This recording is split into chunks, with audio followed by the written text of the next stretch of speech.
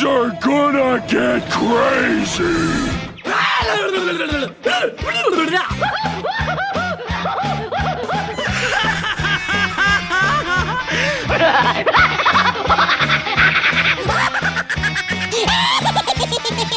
Most everyone's mad here.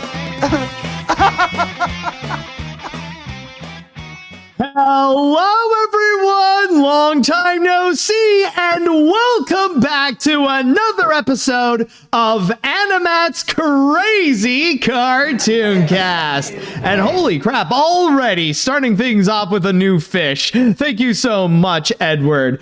All right, so how are you all doing, everyone? I hope things have been going well on your end since the last time we've been here, considering that last week I did take a little bit of a break, and I will say that, admittedly, it was a bit tough going through last week, but now I feel much better, especially with having a very refreshing weekend. Honestly, like, just needing a moment to like completely separate myself just from like grinding through videos again and again. Honestly, I feel much better now and a lot more energized in order to go and do this episode of AniMat's Crazy Cartoon Cast. But before I do begin, I do have a couple of announcements that I would like to make regarding this week, because I'm actually going to be doing a lot more streaming. Yes, much more than just this podcast here.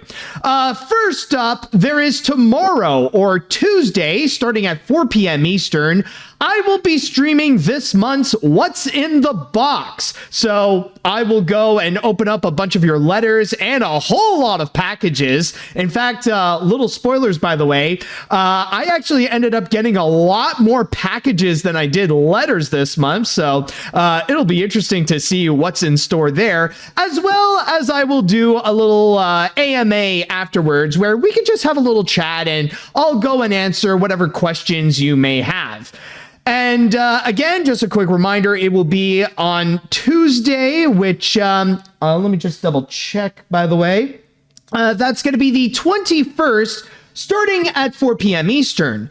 But also, on Thursday, at the same time, starting at 4 p.m. Eastern, I'm going to be bringing back AniMat Plays, as I will be playing the new shooter, Mouse PI for Hire. So I already got my Switch 2 ready. I bought the game, so I'm all set for that. And again, that's going to be on Thursday at the same time. So mark your calendars for those. And yes, they will be happening on my Twitch channel, AniMat Live. And, another new fish here. Thank you so much, JF. So just want to go and let you know on those plans. But that's just going to be for the near future. What we are here today is going to be the podcast. And on this episode, oh boy, do I have some stories to tell. Some in which I was saving up from last week, in which we did get some updated development on them. But you will find that there's going to be a recurring theme about the worst behavior coming from the cartoon community.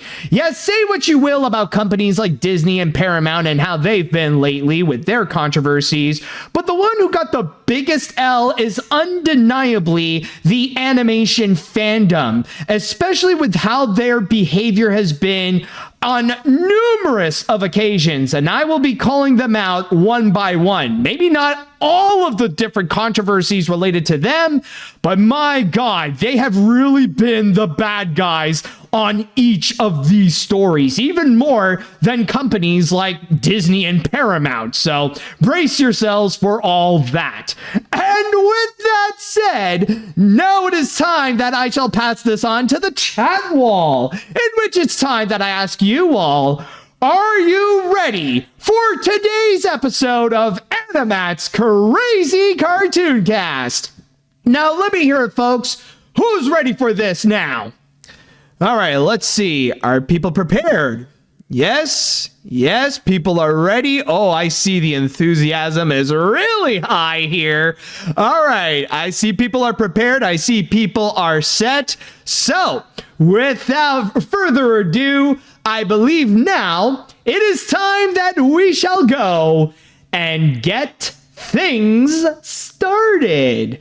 And with our first story, we might as well begin with a little bit of an appetizer, something to go and ease our way onto the big stories here. And I actually got a movie announcement, an interesting reveal about a certain feature that will be based on a classic tale, but will be given a modern twist to it.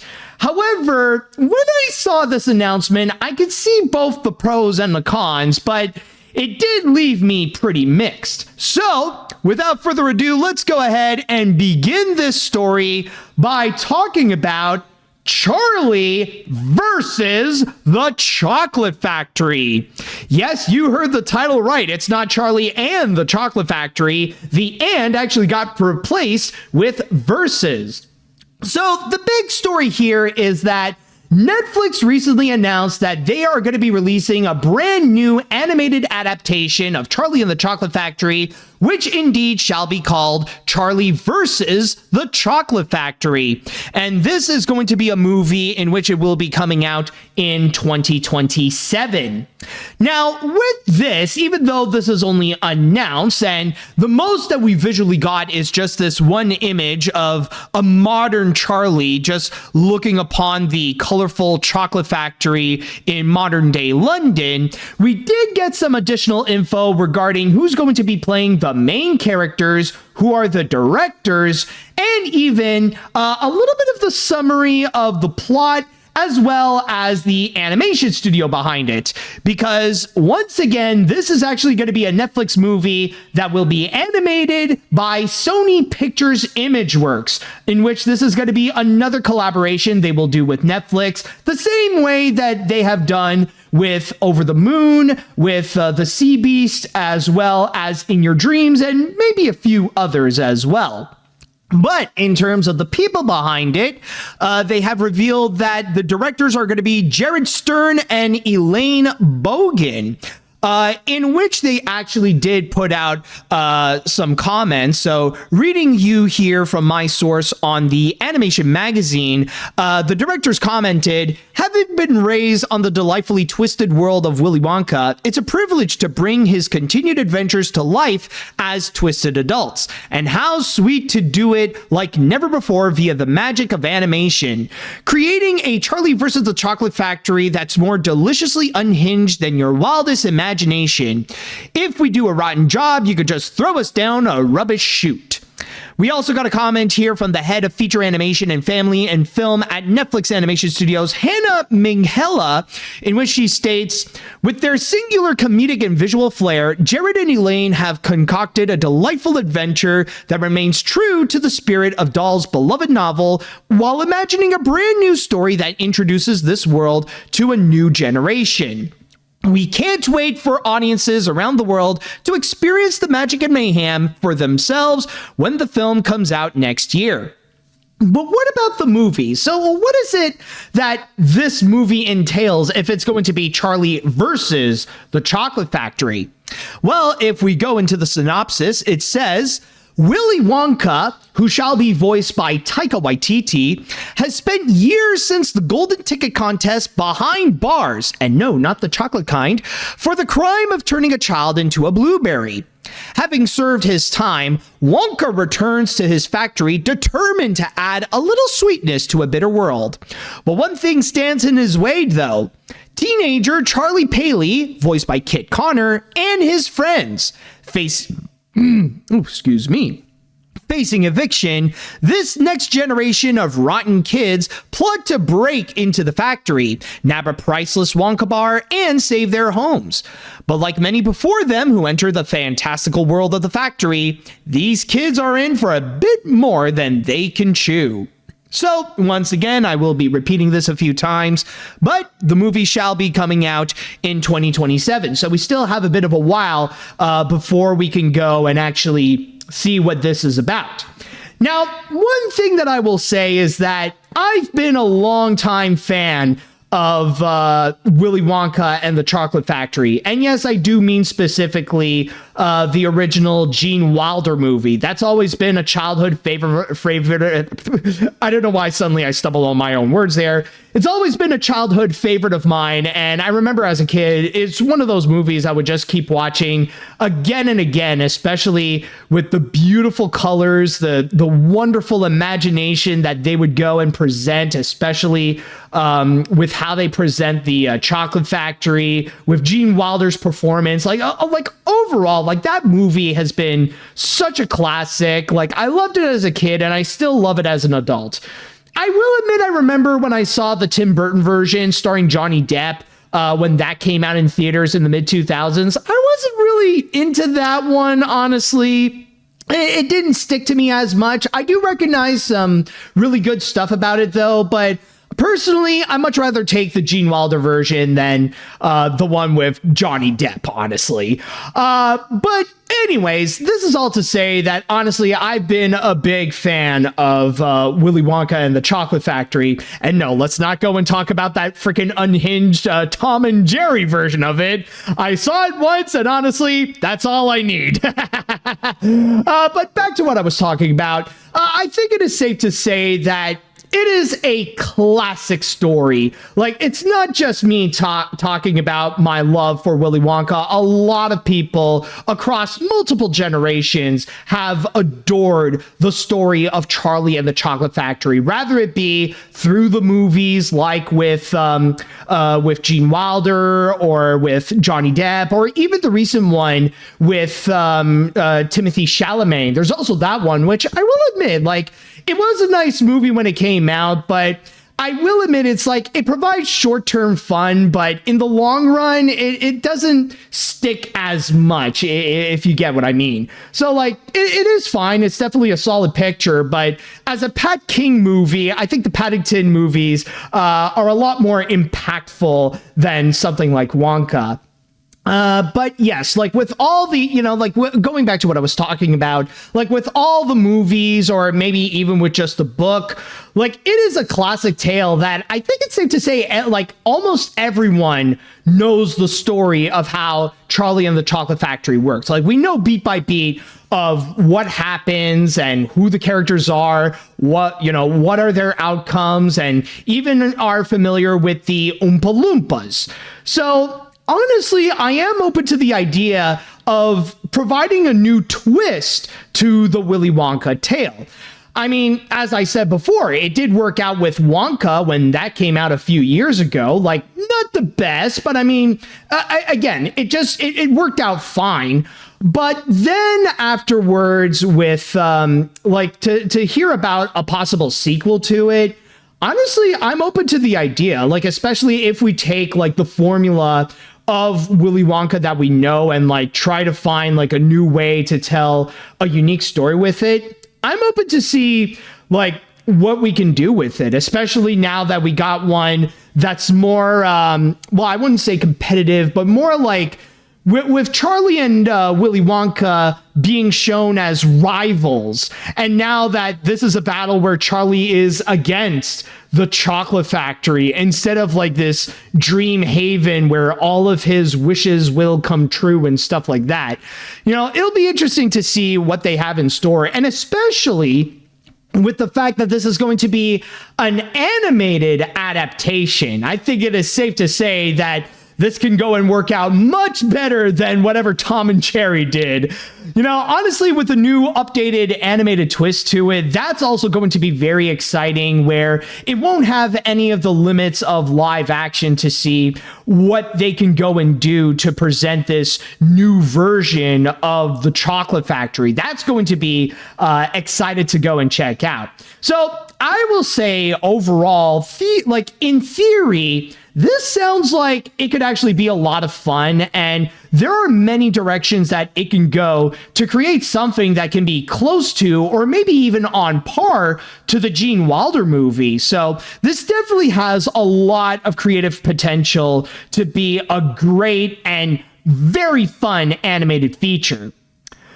But at the same time, there's also a part of me that is very hesitant about how it's going to come out. And mainly it's because of the fact that it's Netflix releasing another animated feature based on a classic Roald Dahl story. And the last time we got that treatment, it really did not go well. You guys probably remember not that long ago, about half a year ago, I would say, we ended up getting another animated film from Netflix called The Twits, again, based on the Roald Dahl book of the same name. And that one, I will say, sure, maybe it's not the worst animated feature that came out in that year. Like, there have been others that, you know, they were much lesser quality than what we got with The Twits. But at the same time, I just find the movie to be so lame. It just feels dull. It doesn't feel like it captures that beloved spirit of the Twits, where it just embraces the antagonist's rotten personality.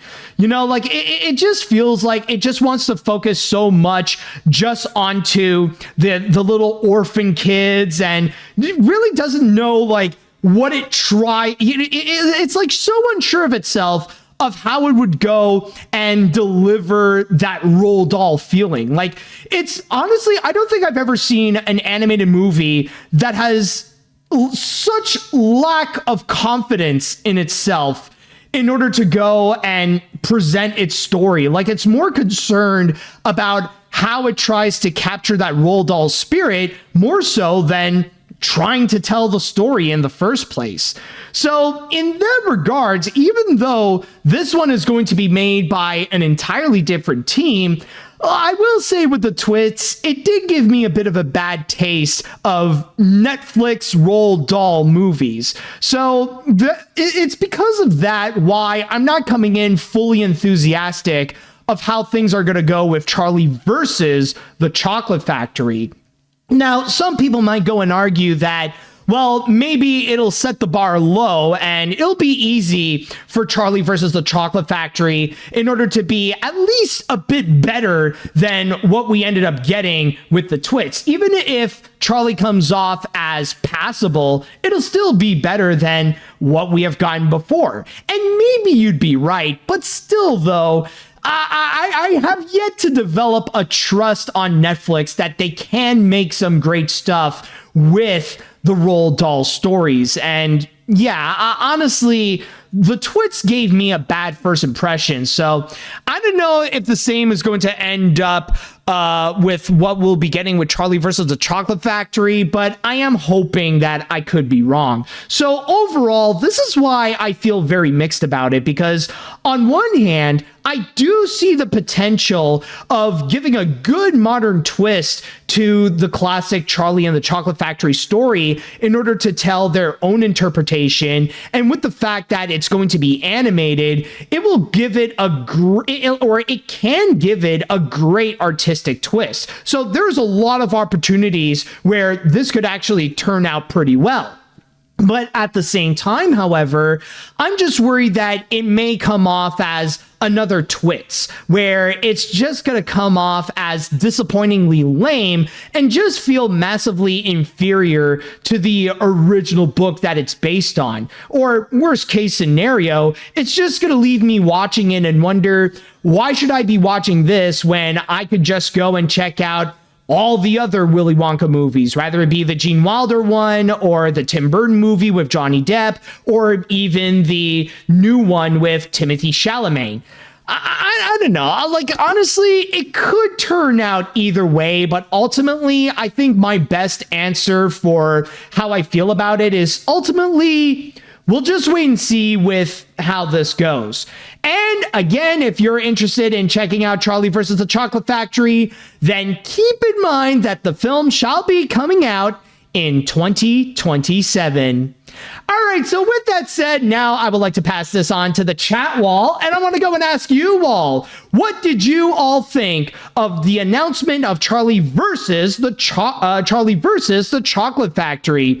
Do you think this movie is going to come out great? Do you have any questions with what Netflix may do with this, or did the Twits turn you off so much that you have no hope for Charlie versus the Chocolate Factory? Let me know what you all think. All right, so let's see. As someone who does enjoy Willy Wonka, this honestly could have some potential, especially with giving a new twist to the story with having Charlie being against Willy Wonka. However, I agree I am a little concerned with how Netflix handled the Roald Dahl story with the twist, so overall we'll see. But it can't be as unhinged as the Tom and Jerry movie. Seriously, what the hell was that thing? Yeah, honestly, it's going to be such a strange enigma. Like, just the existence of that movie is just crazy enough. But then you watch the film and it's like, it really is like a feature-length version of the tunnel scene in Willy Wonka. You're like, honestly, even by like 30 minutes in, you're just there. I was like, get me out of this crazy thing. Oh, boy. All right, so let's see what we got here. So it's Roald Dahl's Ocean's 11. All right, I could dig it. It's just the kind of adaptation weirdness I could get into. As long as it keeps the zany fun of the original movie, Willie McDuff isn't in it, and we're still able to connect the timeline to Snowpiercer, this could end up being surprisingly enjoyable, especially if the tunnel goes full nightmare fuel. You know, that is an interesting way of viewing it. Yeah, like, I guess from the summary of the plot, it does sound like they're going to be doing a heist movie. So, yeah, it is an interesting idea of turning Charlie and the Chocolate Factory into a heist feature. Okay, I can see where, I can see that, like, that could be a good direction to go with it. Let's see now. Okay, positives first. The visuals look nice. I do like Kid Connor, and the idea is definitely unique. But everything else, I'm honestly kind of soured on Taika Waititi, and while the idea is unique, that doesn't make it good. It sounds like one of those attempts to bring Willy Wonka into the radical 90s. I'll wait for a trailer, but I'm not sold. However, this movie has the opportunity to do the funniest thing and have Wonka face off against the unknown. Oh my God. Honestly, that does make me wonder, will they do a reference of that infamous experience? Oh my God, if they do bring in the unknown into this, like, unironically, that would be insane. Oh God. And it's the good kind of insane, by the way, not the Tom and Jerry kind. Oh, I can't wait to see if they could do that. All right, let's see what other comments we got here. I really didn't got much to say on it.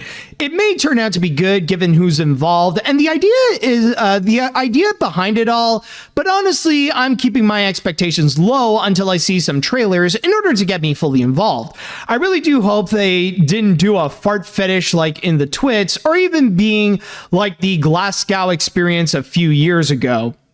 Oh yeah, I'm sure many people. I'm wondering how many people are going to go and comment about that Glasgow experience. Anyways, this alternate reality version of Charlie and the Chocolate Factory sounds like a lot of fun. Charlie being against the place that brought in so much whimsy and yet so much torture. Although I find it funny Wonka got arrested just for turning Violet into a blueberry and not the other crimes that were committed there. Seriously, a kid nearly drowning and getting stuck into a funnel pipe doesn't get you incarcerated, but still, this sounds fun, and it will sure as hell be better than the Tom and Jerry one. Yeah, honestly, I feel like if I would bring in a theory, maybe this is the version of Willy Wonka where they didn't have any of the contracts. Because if you do remember, at least in the Willy Wonka movie, or in the Gene Wilder version, I mean, like before they got into like the adventure, before they fully enter into the actual chocolate factory itself, and you got Gene Wilder singing Pure Imagination, they had to sign that massive contract. So maybe this is like an alternate chocolate factory where Willy Wonka didn't have that contract, which caused him to ultimately get arrested. Honestly, having a team of Oompa Loompas is great, but also, if you're going to run a chocolate factory like that and provide tours to the public, such as that, then, you better get some lawyers prepared, like, just in case, you know what I mean? All right, let's see if there are any comments. I guess I'll read one more to go and get into. This might as well be the sequel to Charlie and the Chocolate Factory that we'll get. or hold on, I don't know if the comment is not written the best, but there's no could have been with the glass elevator adaptation since it's the original's fault. Oh, right, the glass elevator story. Yeah, I did hear apparently that one was just not really good. So, yeah, like it's best to just skip that one right there. All right, but anyways, with that said, if you guys are curious at least about Charlie versus the Chocolate Factory, or if you want to see anything more, well, you might as well have to be a bit patient because for now, Netflix is going to be scheduling this movie for 2027. When specifically? Well, we don't really know. All right, so we're going to go on to our first break now, and when we do come back, oh boy, do I have a lightning round for you, because we're going to go and discuss about one of the biggest events in cinema. And no, I'm not talking about a big movie that's going to be released. I'm talking about a special convention with so many major announcements that's going to be coming to cinemas soon. But again, since this is AniMat's Crazy Cartoon Cast, we're going to be focusing on the animated announcements, so stay tuned for that. Hey, welcome back. Now, when it comes to our next story, I got a lot of announcements to go through because there are plenty that has been revealed this week, and it all happened specifically in Las Vegas. But again, I want to remind you all, I'm not going to be going through literally all the big announcements that occurred. I'm just going to be focusing exclusively on the animated announcements that they have revealed. And this year, there's actually been a good bunch that they have showed. And there are some that are not necessarily major that they have revealed. Some are just talking about movies that we already know that's coming out or that we have also seen the trailer, but we did also get some brand new information. So strap yourselves in, everyone, because we're about to get into the big round of all the animation announcements at this year's CinemaCon. And while maybe not all the studios that went there to go and present that, they also provided a lot of info for animation, well, there have been some that revealed some interesting stuff. Like, first and foremost over here, we got Studio Canal, in which they have revealed that not only are we going to be getting a Paddington 4, but at the same time, they are also planning an animated adaptation of Paddington. They did not go into much details further than what they have just announced, which is literally just that they're making a Paddington 4 and an animated Paddington movie. But we do know that in the near future, we are going to be getting more Paddington, rather it be with his fourth film or in animation. So we'll see how that's going to go. Now, the next studio that has made their animated announcements is actually Sony Pictures, in which they actually provided two. And surprisingly enough, the first one is not related to Sony Pictures Animation, considering that they have revealed that they're going to be making an R-rated Bloodborne movie. Yes, you guys are probably familiar with the 2015 video game. Now that's going to be adapted into an R-rated animated feature that will be brought to us by PlayStation and Lyrical Animation. And to give you guys a little bit of context of what this movie is about, or not the movie, rather the game, actually, well, to read you from my source here on Animation Magazine, it states here, hunt your nightmares as you search for answers in the ancient city of Yharnam, now cursed with a strange endemic illness spreading through the streets like wildfire. Danger, death, and madness lurk around every corner of this dark and horrific world, and you must discover its darkest secrets in order to survive. And it's actually been noted to be quite a difficult game, considering that it is from the same creator that brought you Dark Souls and the director of Elden Ring. But the biggest thing to go and point out with this animated Bloodborne movie is that this film is actually going to be produced by Sean McLaughlin, or maybe you know him more as that crazy Irish YouTube gamer, Jacksepticeye. So yes, folks, Jacksepticeye is going to be producing an animated R-rated Bloodborne movie with Sony Pictures. And this is still very early in development, so we'll see how that's going to go from there. And also, there is the second announcement that Sony Pictures has done with an animated movie, and this one is from Sony Pictures Animation. In fact, it's actually one of the most anticipated movies coming out in, well, actually ever. It's one of the most anticipated animated films that's coming soon. And I'm, of course, talking about Spider-Man Beyond the Spider-Verse, in which, of course, they brought in the directors and they brought in Phil Lord and Chris Miller to go and hype things up about the feature. But at the same time, they have also revealed some new images, in which, of course, you got this one over here, just to go and describe you. We got a very stylized battle of Miguel, who is ready to go and punch Miles Morales, both in their Spider-Man suits. Then you also got a very heartfelt picture of Miles bonding with his dad, Jefferson Davis. Then we got a really cool one where we see Spider-Punk, in which he is there in his own world, by the way, like with a very chaotic style. And you actually got a caption where it says, "Gonna save your dad." And then finally, we got our last picture with Uncle Aaron and Jefferson Davis, both very young, actually, with a lot more head of hair, in which, yes, they also did state that they are making this movie for IMAX specifically. So this is built to be seen on the biggest screen you possibly can. And the movie is scheduled to go and come out on June 18th of 2027. So safe to say that this actually did help to go and build up a lot of hype for this movie. Now, moving on to Universal, the only thing that they have revealed, yes, they did provide thanks for the success of the Super Mario Galaxy movie, but they also showed a brand new clip for Minions and Monsters. Now, to go and, even though they didn't release it publicly, to go and describe to you what they have presented in my source here on IGN, it states... new Minions and Monsters footage was shown. We saw a group of cowboys on horseback pursuing a thief, only for minions to roll up and replace the cowboys. The thief flees the minions atop a train and tries to escape on a plane. But the minions end up pulling the plane down and crashing in the streets of LA.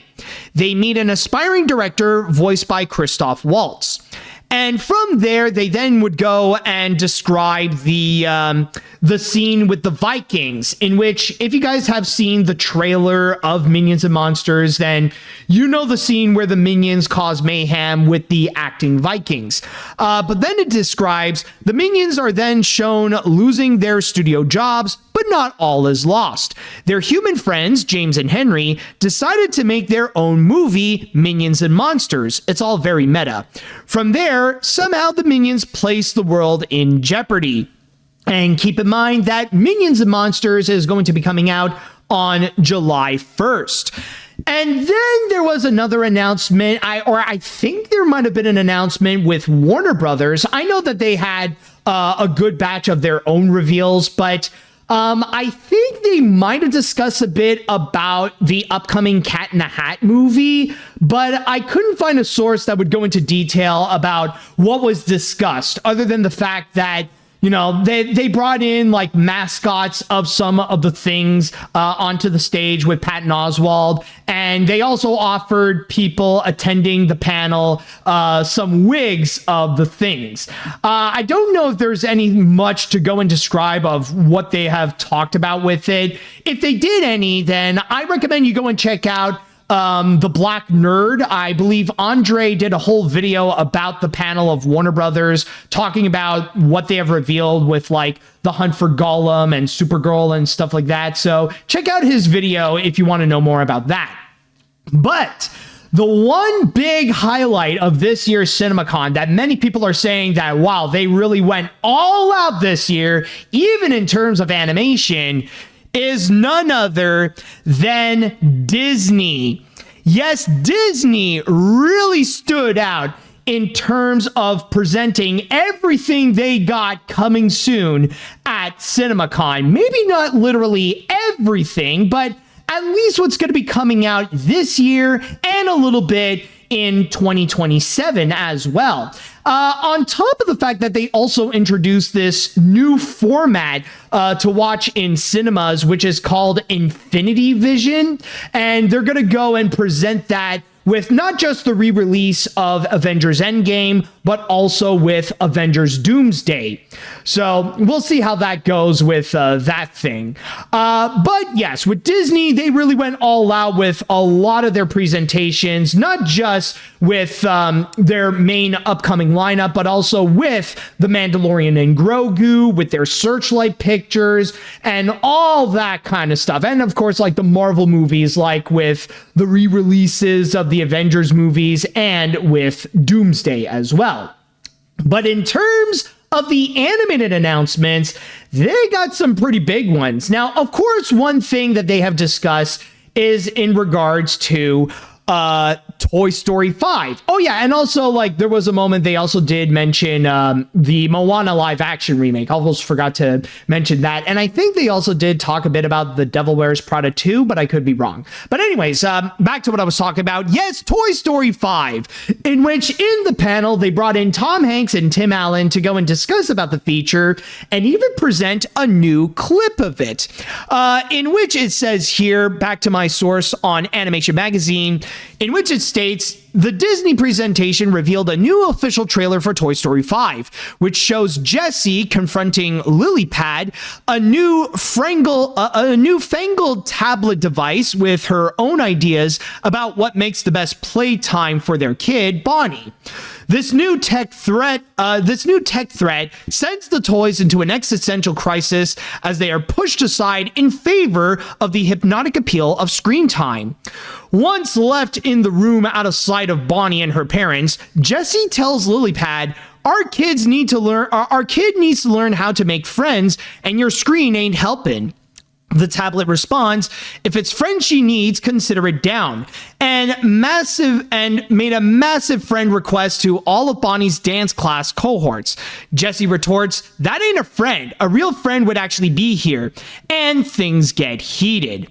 So from there, of course, they would go and describe more about what's going to be to come with Toy Story 5, to which the movie shall be coming out this year on June 19th. But keep in mind, though, that Disney has a third animated feature that they're going to be coming out on the big screen.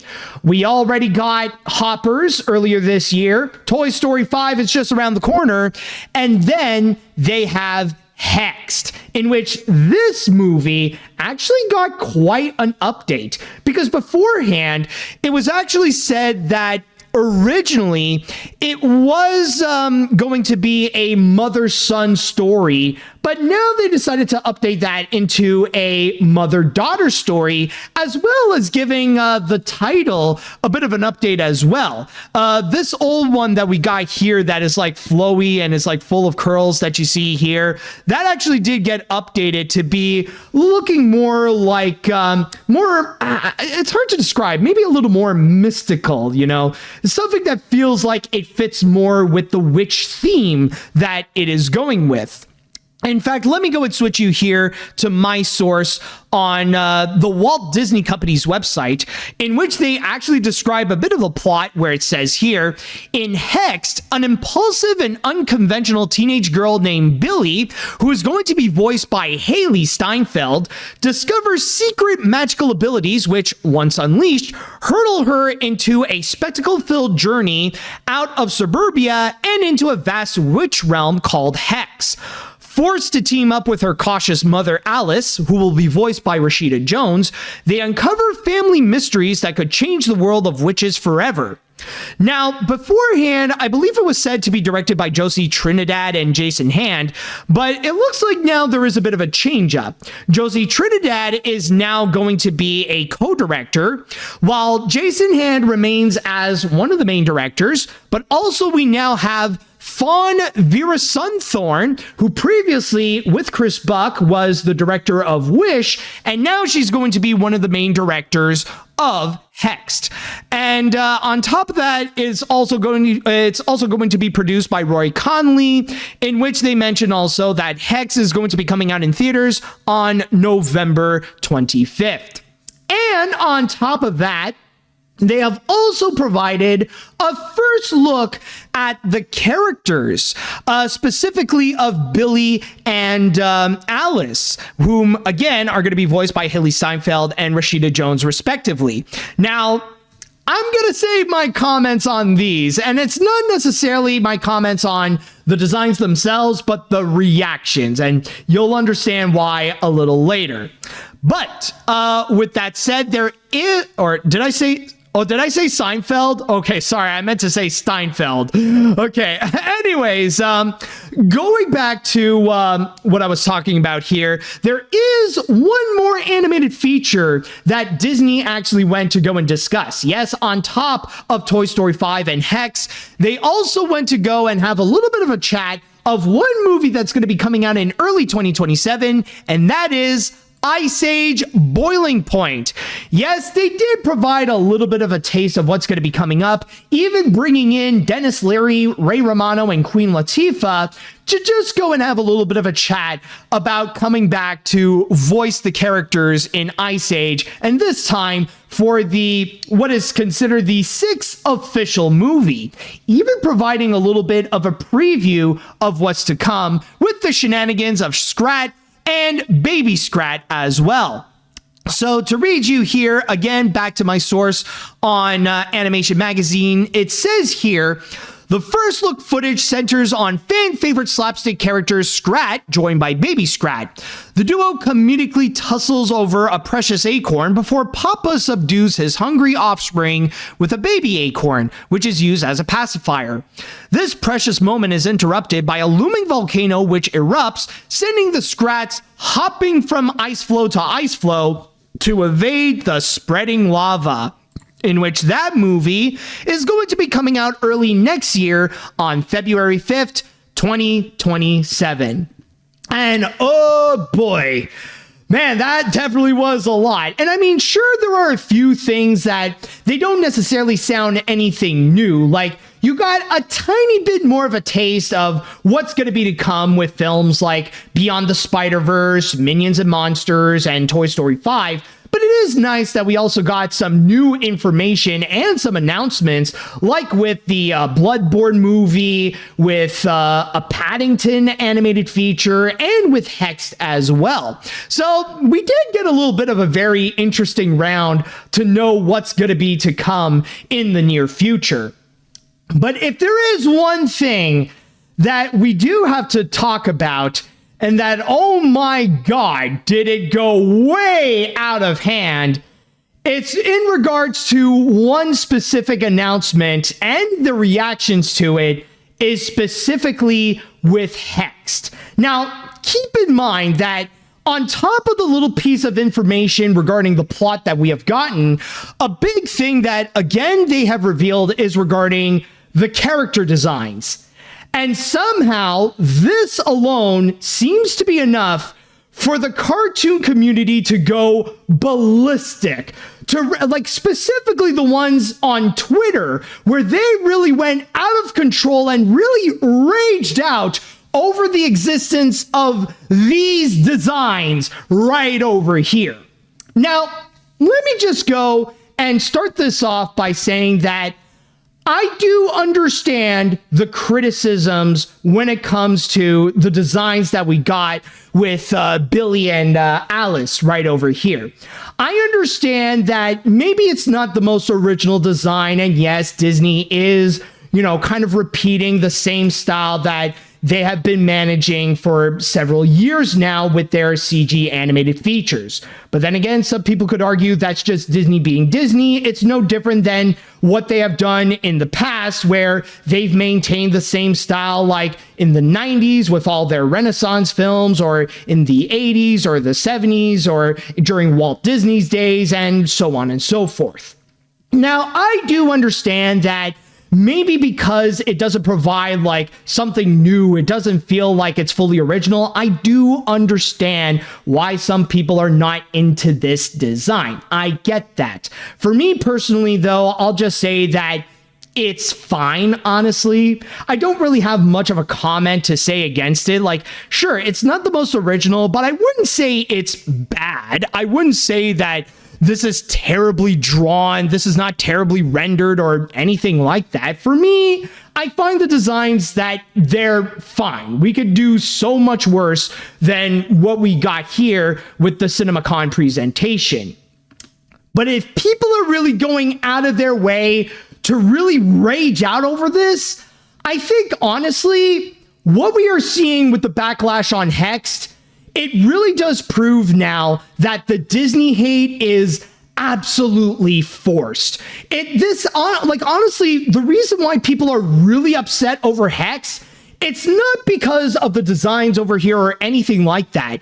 These people are just so desperate to keep that bandwagon going. They want to continue to maintain their grudge and their hatred for Disney, and they're ready to go and hate on this movie no matter what they would go and bring out. Even if Disney would do something completely different, even if they would come out with a totally different design than what they would usually do than before, even if they would come out with something that's hand-drawn animated, these people would not care. They just want to go and hate on it because that's the only way they know how to accumulate easy engagement, to get those easy views, in order to get those easy likes, just to go and feel like they are a hero just for throwing a temper tantrum, and that's it. And the biggest proof, more than just raging out over design here, to show you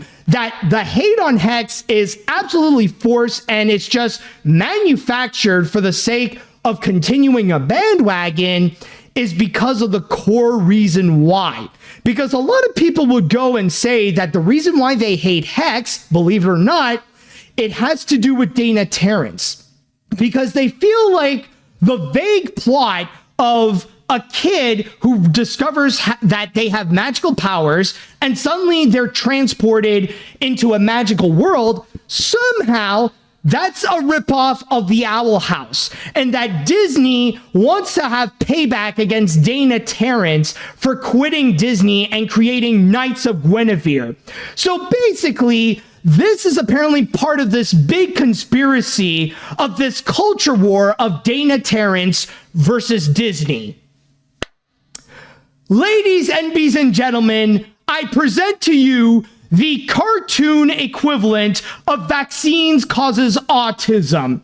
Nothing more but a delusional conspiracy to the point that they just want a desperate excuse, even if they have to go and make it up themselves, so that they have a reason to be angry, so that they have a reason to go and fight against something.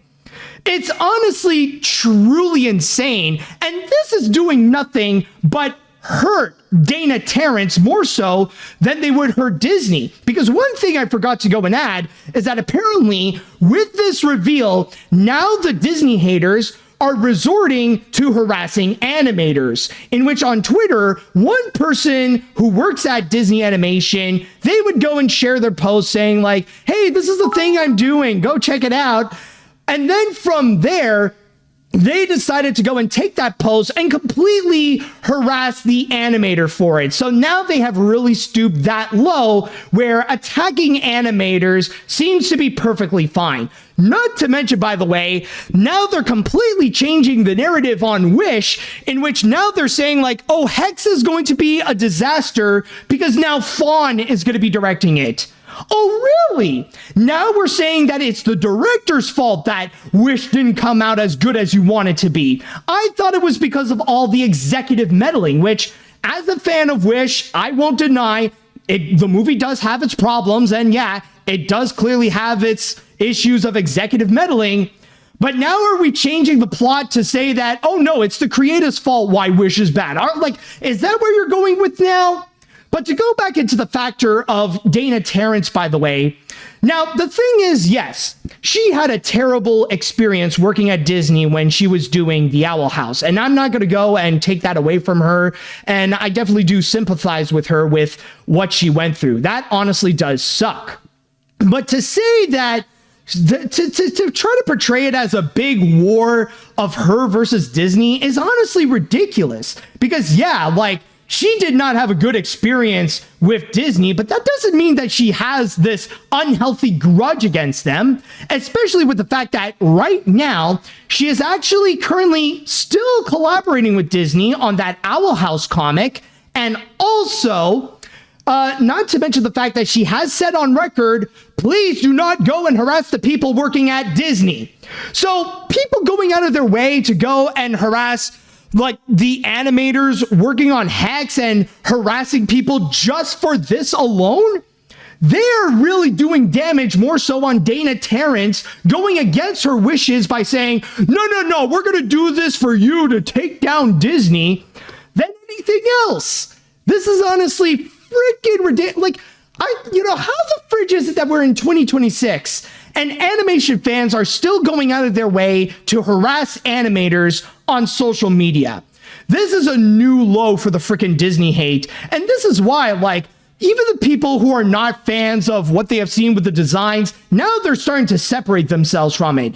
I will say, honestly, the only good thing that came out from the backlash from the cartoon community is that, honestly, it makes me feel better for thinking that Wish is a good movie and to give it an 8 out of 10 and for being a fan of Wish. Because honestly, the more it'll help me to separate myself from these freaking lunatics, especially those that are on Twitter. It's really a strong example of why there is no such thing as a good animation fan on Twitter. It's really because those people there, they value engagement over everyone else, and they will not hesitate to throw anybody under the bus just so they could get more of those AI-generated views and likes. It's ironic, really, because there are some dumbasses out there who would go and claim that, oh, this is AI-generated, when the truth is, I can guarantee you that there is a good bunch of those posts that are hating on Hex, that those are AI-generated posts made by AI bots. So just by being on Twitter, you're consuming more AI slop than you are if you would watch anything that recently came out from Disney. So if you don't want to be seen as a pathetic clown, then I recommend that you get out of the circus, because again, there is no such thing as a good animation fan that still uses Twitter today. Which, by the way, why the hell are you still using a website that hosts an AI machine that has the power to go and generate CSAM? I am just saying right there. So yeah, overall, that's one of the major things of why the cartoon community went too far. And honestly, they end up making Disney and they end up making Hex look good. Now, again, you can have your opinion to say that maybe you don't like this design, and that's perfectly fine. But if you think that this is okay to go and hate it, to go and bash Disney for it, then the problem is not Disney. The problem is you. The only solution is that we need to go and delete your social media account so that instead of spending time there, you need to spend time on therapy. So I just needed to go and just really let that out on this matter there. So we're going to go onto a break, and when I do come back, I will go and pass this on to you guys in the chat wall so you can go and provide your discussions or your comments about whatever I talked about here, whether it be with CinemaCon, with the Hex controversy, and so much more. So we'll take a break, and then you'll let me know what you think. By the way, welcome back, first of all. There is one more thing I did forget to go and mention in that whole rant there, but if there's something that you want to go and hate Disney for, there are some valid things to go and go after them for, such as the recent announcement that they would do a massive round of layoffs within the company, in which around 1,000 employees would be cut off, including many visual effects artists from Marvel.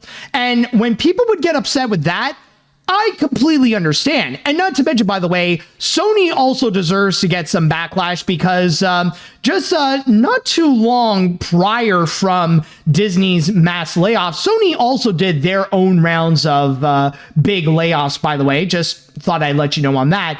But yeah, there are some valid things that you could be mad at Disney at. And I feel like the layoffs, that I completely get. That is absolutely deserved. But this, however, no. There is literally no reason to get mad about this. Now, you could think that maybe this is not to your taste. Maybe you don't think this looks great, and that's fine. But to be mad about it, to bash Disney for it, or especially to go out of your way and harass the animators for it, no. The problem is you. And especially, the problem is the fact that you're still using Twitter. But anyways, now let's go back into the chat wall. Let's see what they have to say about this entire matter. Okay. Now, where do we got here? Naive me thought that maybe having Gwen Stacy from Spider-Verse be the voice of Billy and Hex would be enough for people to get really excited about the film, considering how much they praise Steinfeld's performance in Across the Spider-Verse. Instead, it's apparent that they don't actually care about Spider-Verse in ways that isn't about trying to attack Disney. I've even seen a couple of call Haley a sellout just for being in a Disney animated film, and two more that call the animation Cal Arts. Okay, come on. Like, at this point, are we changing the definition of Cal Arts and what is the Cal Arts style? Seriously. It's amazing that nowadays that these people are becoming more and more dependent on the Cal Arts style argument, when we have seen again and again and again that this Cal Arts style argument is nothing, and pardon my language, but complete bullshit. In fact, we saw last year, it is complete bullshit when they try to use that to attack Elio. So really, in that regards, again, really the attack on Hex and the Cal Arts style argument, it has nothing to do with what they think about the movies themselves. It's nothing to do with the quality, but it's just keeping the bandwagon going. These Disney haters might as well go and also say that they hate Disney because they're woke and they want trans people to be erased, because they have become nothing more but pathetic grifters. And again, their dependency on Twitter is enough proof that their opinions do not matter and that they shouldn't be counted as real animation fans. Like, I'm against gatekeeping, but I am in support of the idea that we should gatekeep animation from anybody who still uses Twitter to this day. Let's see what else we got here now. Let's see. I cannot stand with Disney haters because I have dealt with some. Last Sunday before this, I had to leave a Discord server after I called out someone that we were both in for saying bad faith takes on Disney. Only afterwards, them and those people were accusing me of being negative or being uncivil when I was speaking out hate, but somehow I was the bad guy for defending Disney. But the thing is that, calling out the cartoon community and calling out the Disney hate, that is not defending Disney, because I know that by doing this, I'm going to have some dumbasses call me a Disney shill or whatever. This has nothing to do with Disney. It's about calling out bad behavior. That's the main thing. It's calling out people trying to be such assholes, thinking that it's okay to be an absolute dick and bringing out their worst behavior as long as it's just towards Disney, which is not true. So that's honestly the big thing we need to go and have a discussion about and why this Disney hate has been going way too far right now. Again, it has nothing to do with Disney. It's about calling out bad behavior where people think that it's okay to take it too far as long as you're doing it towards Disney, because that seems to be the popular target in order to get those AI generated views or views and likes on social media. Let's see now. Honestly, at this point, I'm surprised that it took this long for an incident for someone to harass the filmmakers at Disney Animation, especially during the time when Wish was fresh. And now it's all for a movie that hasn't even been, that hasn't even had a freaking trailer yet. I think I actually want Dana Terrace to come out with her opinion on Hexed and respond to all the accusations of it being an Owl House ripoff. And I hope the two directors are able to recover from their ordeal with Wish and Moana 2. Yeah, I can imagine that it's not a fun time at Disney Animation, not in regards to like the working conditions at the studio itself, but just dealing with the haters on social media. Like, I can imagine how it can be emotionally taxing on them. And I really do have empathy on those people, even if I don't think like, I don't think Moana 2 is all that great, but still, though, the hate that they have received is just so extreme. Like, honestly, I feel like, when you look at all the Disney hate from, like, Wish and Moana 2, and even with Hex right now, it honestly, it makes my Cloudy with a Chance of Meatballs review look like glowing praise compared to what they are doing right now. It's honestly at the point where someone has to stand up and say like, this is going way too far. And like, it needs to be from someone that people gotta listen to right now. Cause it's going a little bit way too extreme, especially if they're at the point where they're thinking that it's okay to harass animators for this. Anyways, all right. Okay, lightning round. New animated Paddington movie? Very interesting. Jacksepticeye making a Bloodborne movie? Wasn't expecting that, but I'm intrigued. Beyond the Spider-Verse? Just hook it to my veins! Angry Birds 3? Red canonically had sex. Did they talk about Angry Birds 3? Honestly, I kind of skipped that, actually. I do apologize. Anyways, I don't know how to feel. Hex, guys, come on. It looks pretty good. And no, I'm not saying that because Haley Steinfeld is really hot. Ice Age 6, I'm still not sold, but I doubt it'll be Collision Course bad. I don't know. There's a part of me that honestly is like paying attention because it's like, they're so far not saying that Crash and Eddie is there. So maybe there's a chance. Anyways, let's see what other comments we got here. All right, so, this year's CinemaCon was not that bad, like Spaceballs the announcement, Avengers Doomsday stuff, and Sony Animation's update on Beyond the Spider-Verse, and is formatted in 70mm IMAX. But the biggest highlight for me was the update on Hex, in which I'm surprised about the changes, but I'm still looking forward to what my buds have been doing. I know Fawn and Josie get along pretty well since we did hang out a while back. Oh, that's nice. Honestly, I know, no surprise for me. I would be down to like hang out with some of these people, like even just having a chat with people like, with Fawn and Josie. I would be interested too. That would be nice. Anyways, let's see here. I'm practically gnawing my foot until Beyond the Spider-Verse comes out, but I suppose I'll keep living my life until then. I mean, if you're still gnawing on your foot, I think by the time that the film will be released, you're just going to end up just being an arm. But anyways, as for the Disney projects, the more I hear from Toy Story, the more I'm impressed all about the story. As for Hex, while I didn't care for the director's previously works on Wish and Moana 2, I'll reserve my judgment until I see the movie, or at the very least a trailer, but I am intrigued. As animation fans, safe to say we will be eating good for the next year. Oh, absolutely, man. Anyways, what other comments do I have here? I'm a bit bummed the mother-son story was dropped since I was looking forward to it, but Haley is a great voice actress, so maybe it could still be good. As for the designs, they're fine. Could they be different? Yes, but not worth overreacting. People are just being ridiculous, so let's wait and see until how this film turns out. Disney Films has had multiple directors before and still turned out good at the end. But then again, this is the same crowd that went wild over the Shrek 5 designs.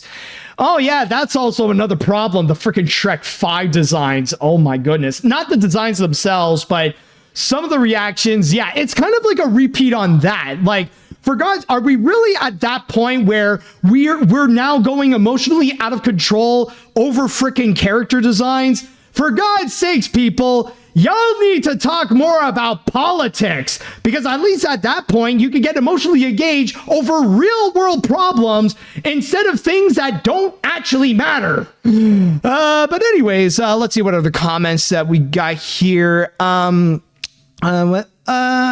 I'll go into this one, and I think I'll go on to the next actual break. That'll move on to the next story. So there's plenty of great announcements like Spider-Verse and Paddington, though when it comes to Hex, I'll wait until I see the movie, but the reactions from the community are so stupid and forced. Like, they don't give a dang about the movie. They always look for ways to hate it for brownie points. It wouldn't be the last time the community would do something stupid like this in this episode. Exactly. And that's the biggest problem. It's just, again, the whole Disney hate thing right now, it's becoming so forced. And it's no longer about the quality of Disney's animated films.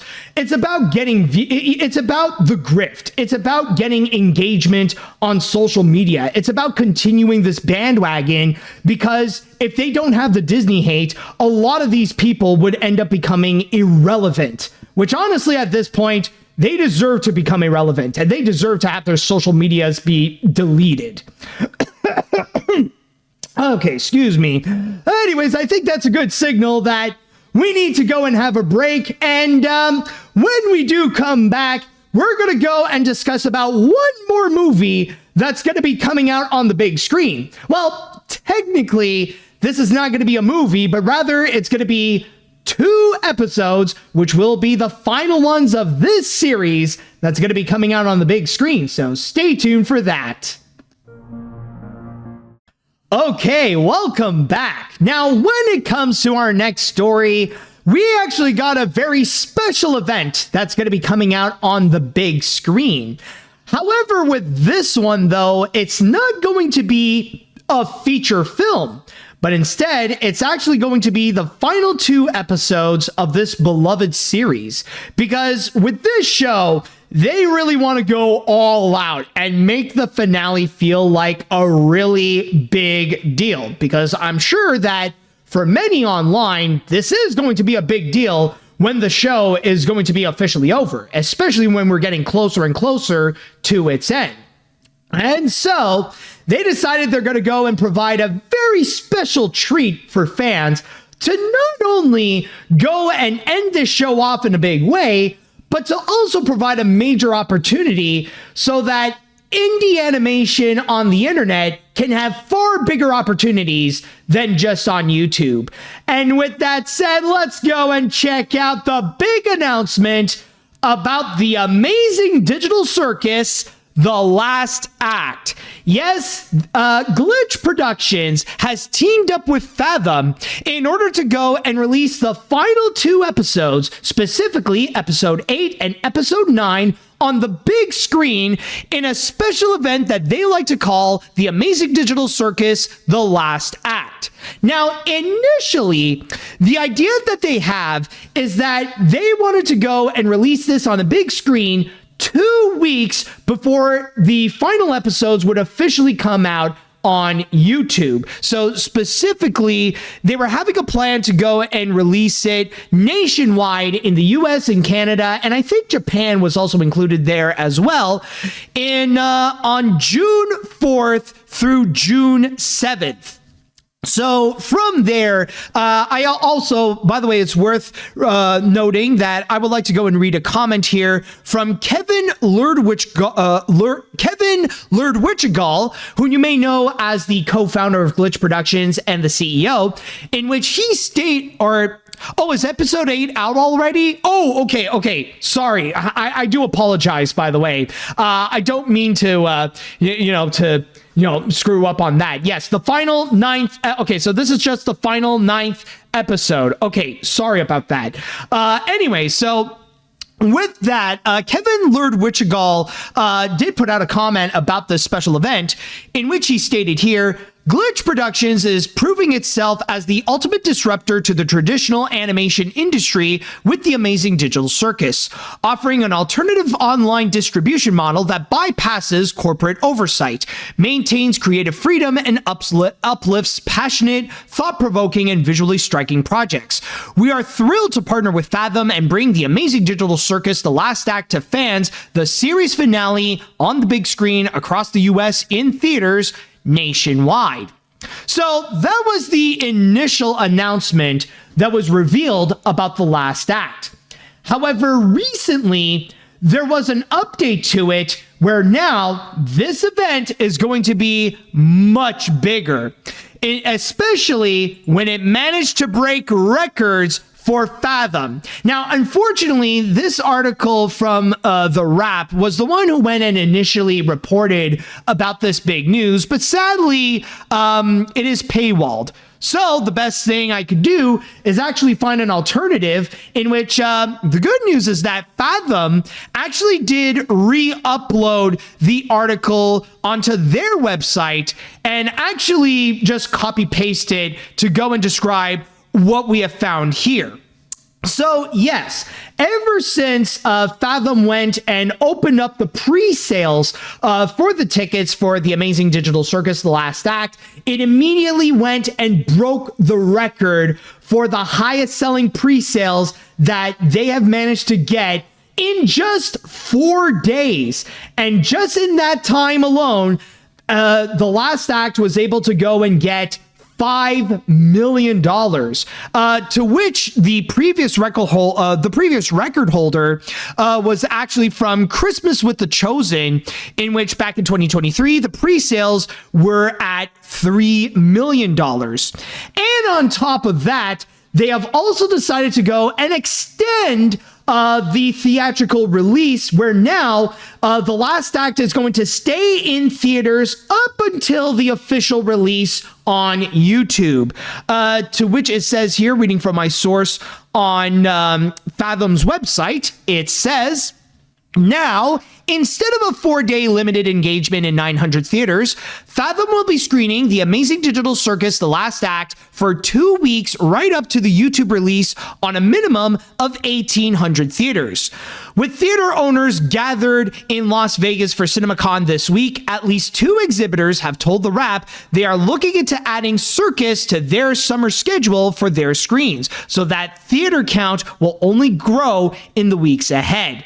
And this is not to mention, by the way, that Glitch also revealed that on top of the releases of the US, Canada, and Japan, The Last Act is also going to be showing in several more countries, including, I believe, the UK, Ireland, Australia, and New Zealand. So yeah, it's going to be a really big deal right now. And honestly, I feel like this really came out at such a perfect time, because it's not just with the fact that the Amazing Digital Circus is ending and now they want to go off in a big way by putting it out on the big screen, but they're able to go and do it. And this article, in fact, even would go and reference it a lot, but they managed to get an easier access to get into theaters thanks to Iron Lung. You probably remember earlier this year where Markiplier, or his real name Mark Fishbach, was able to go and release his movie Iron Lung onto the big screen and was able to go and distribute it to literally thousands of theaters across the US and Canada. And that movie went on to actually become a pretty good success. I mean, I'm not saying that it made Super Mario Galaxy movie levels of money, but for a movie that cost less than, I believe, $3 million, it was massively successful for Mark. So it actually managed to work out really well. And not to mention that it was only him and his little team that managed the distribution. And by little team, I would say, like, maybe him, his now wife Amy, and maybe his dogs like Chica and the new dog who was added in, Sandy. Or no, Sandy doesn't count because Sandy was just added to the Fishbach family. But like, okay, yeah, so maybe the distribution team is really just Mark, Amy, and Chica.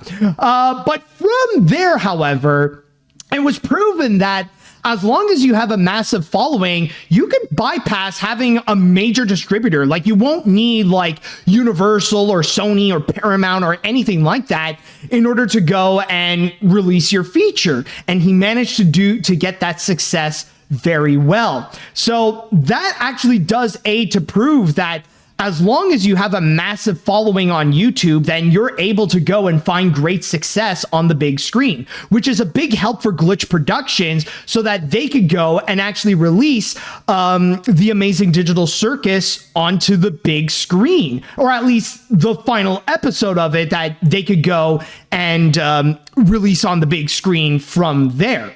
So it really is a very shining moment, or a pivotal moment even, for YouTubers, where it really shows like how big their growth can be and that they can really exceed beyond just YouTube, where now they can be taken more seriously, not as influencers, but as creators, and seeing what they can go and do and put out some stuff that could actually go and legitimately compete against big name movies that are released by Hollywood onto the big screen. So this is already a very exciting moment. Not to mention that already it's proven to be a pretty big success, especially with the pre-sale records that they've managed to break. That, like, they've already gotten $5 million in the bank just from the pre-sales. This is not even counting what's going to be to come in the 2 weeks in June when they will be releasing the film onto the big screen. So honestly, I'm speaking as a YouTuber myself that this is honestly very exciting to see how both with Iron Lung and the Amazing Digital Circus would come out, showing great success beyond YouTube and having that golden opportunity on the big screen.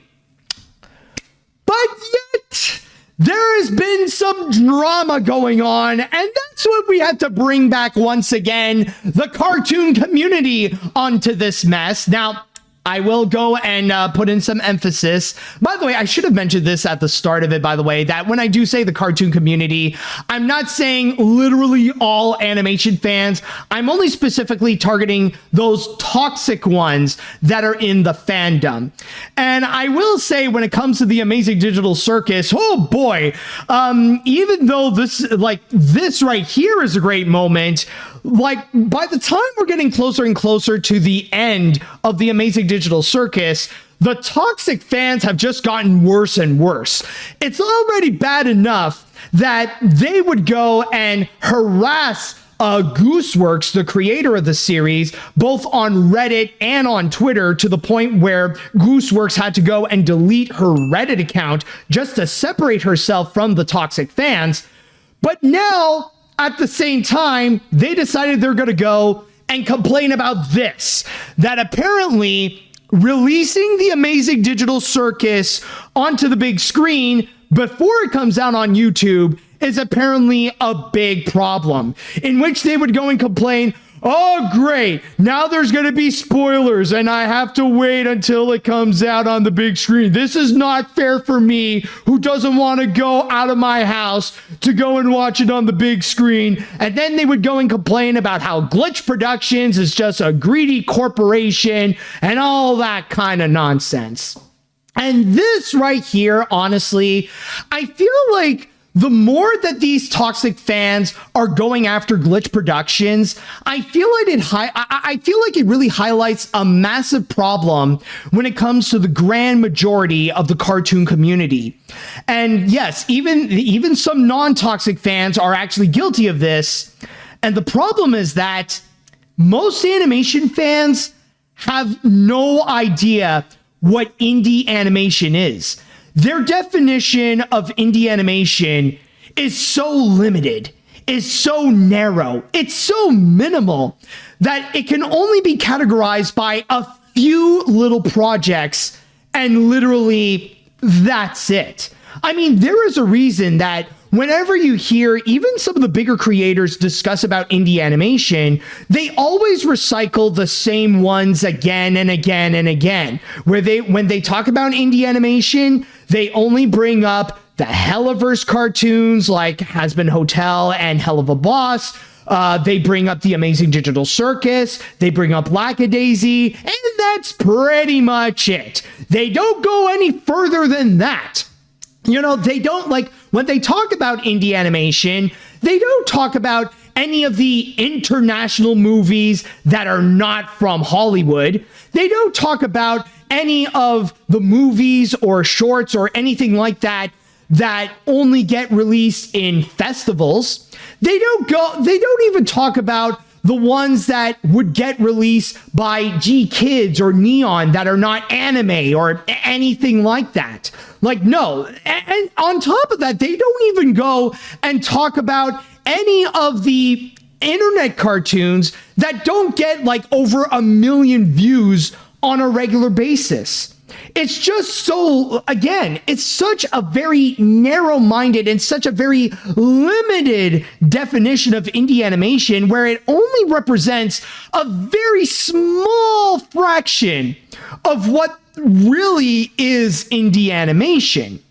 Now, with that said, by the way, to go back into the subject of Glitch Productions, like, I'm just going to go and say right now, I understand that with Glitch, I get that they can have their flaws. There is no such thing as a perfect studio, and yeah, maybe there are some times where Glitch can probably mess up. In fact, I called them out not too long ago where it feels like they're kind of ignoring the toxicity within their own fan base and decided to go into the Ba Sing Se route of addressing the problems within their own fandom, which I feel like in the long run is really going to screw them over. But at the same time, however, I do not agree with many of the common criticisms related to Glitch Productions, because whenever people would go and complain about them, they would go and say that, oh, they're becoming too big. Oh, they're making way too many series right now. They're making too many cartoons. Oh, they're becoming too greedy. Oh, now they're just going after money. Like, I look at that and think like, what the heck are you talking about? Like, it honestly, like, those criticisms only make sense when your definition of indie animation is so limited, when it only resorts to just a few examples of what you consider to be indie animation. Yeah, that would make sense. But when you actually know what real indie animation is, and that it is a lot more broad than just what you would get in stuff like Glitch Productions or Spindle Horse, then at that point right there, it just makes no sense. Because the only thing that Glitch is doing is just playing the game, you know? They're trying to get into the industry their own way, and they're trying to grow beyond than just being on the internet. Like, yeah, sure, maybe like YouTube would be their main platform, but they also want to try to go and extend far bigger than that. Like, they want to try to go bigger, like to go onto streaming, like with Netflix, or they want to extend to the big screen, like with what they're doing with The Last Act.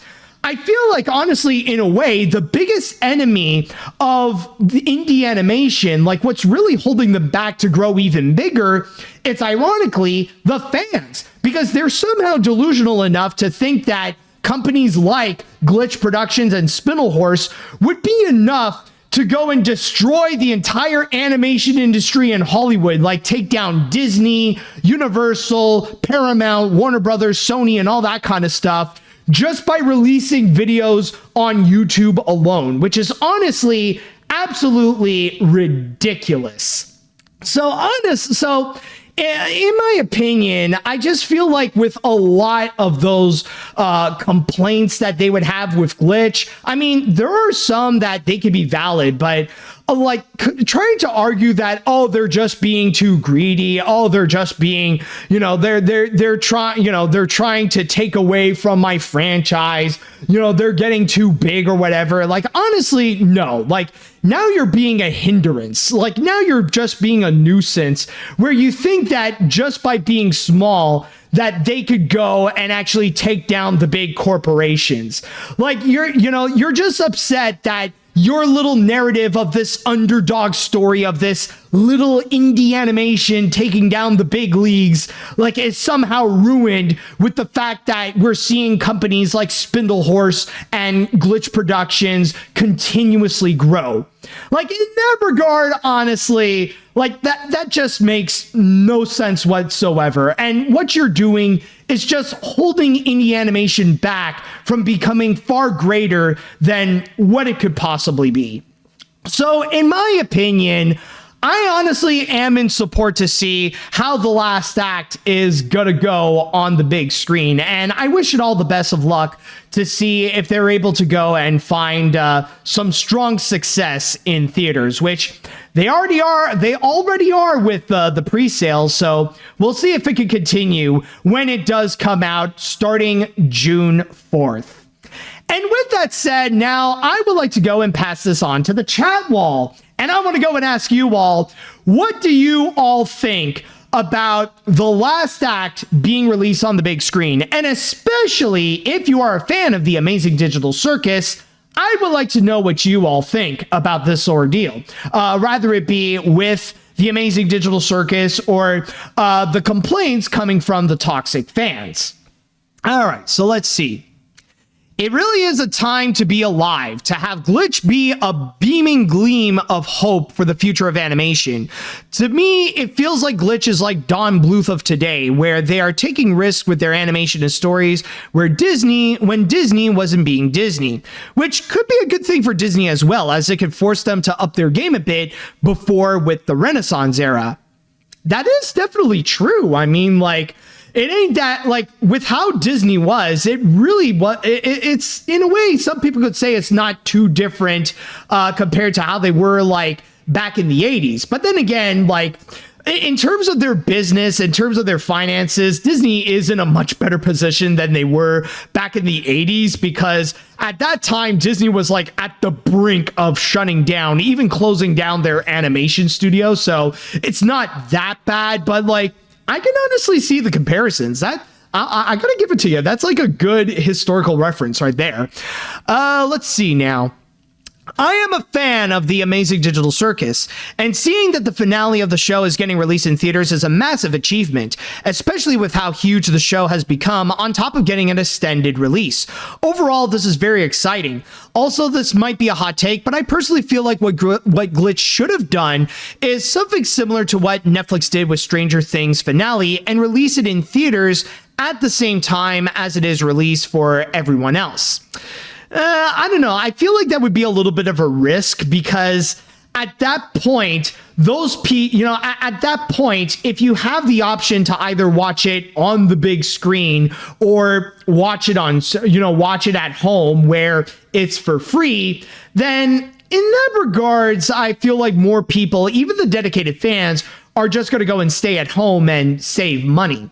Like, at that point, you'd have to be like an extremely loyal fan if you really want to go out of your way and watch it on the big screen instead of just watching it at home. But that's just my opinion.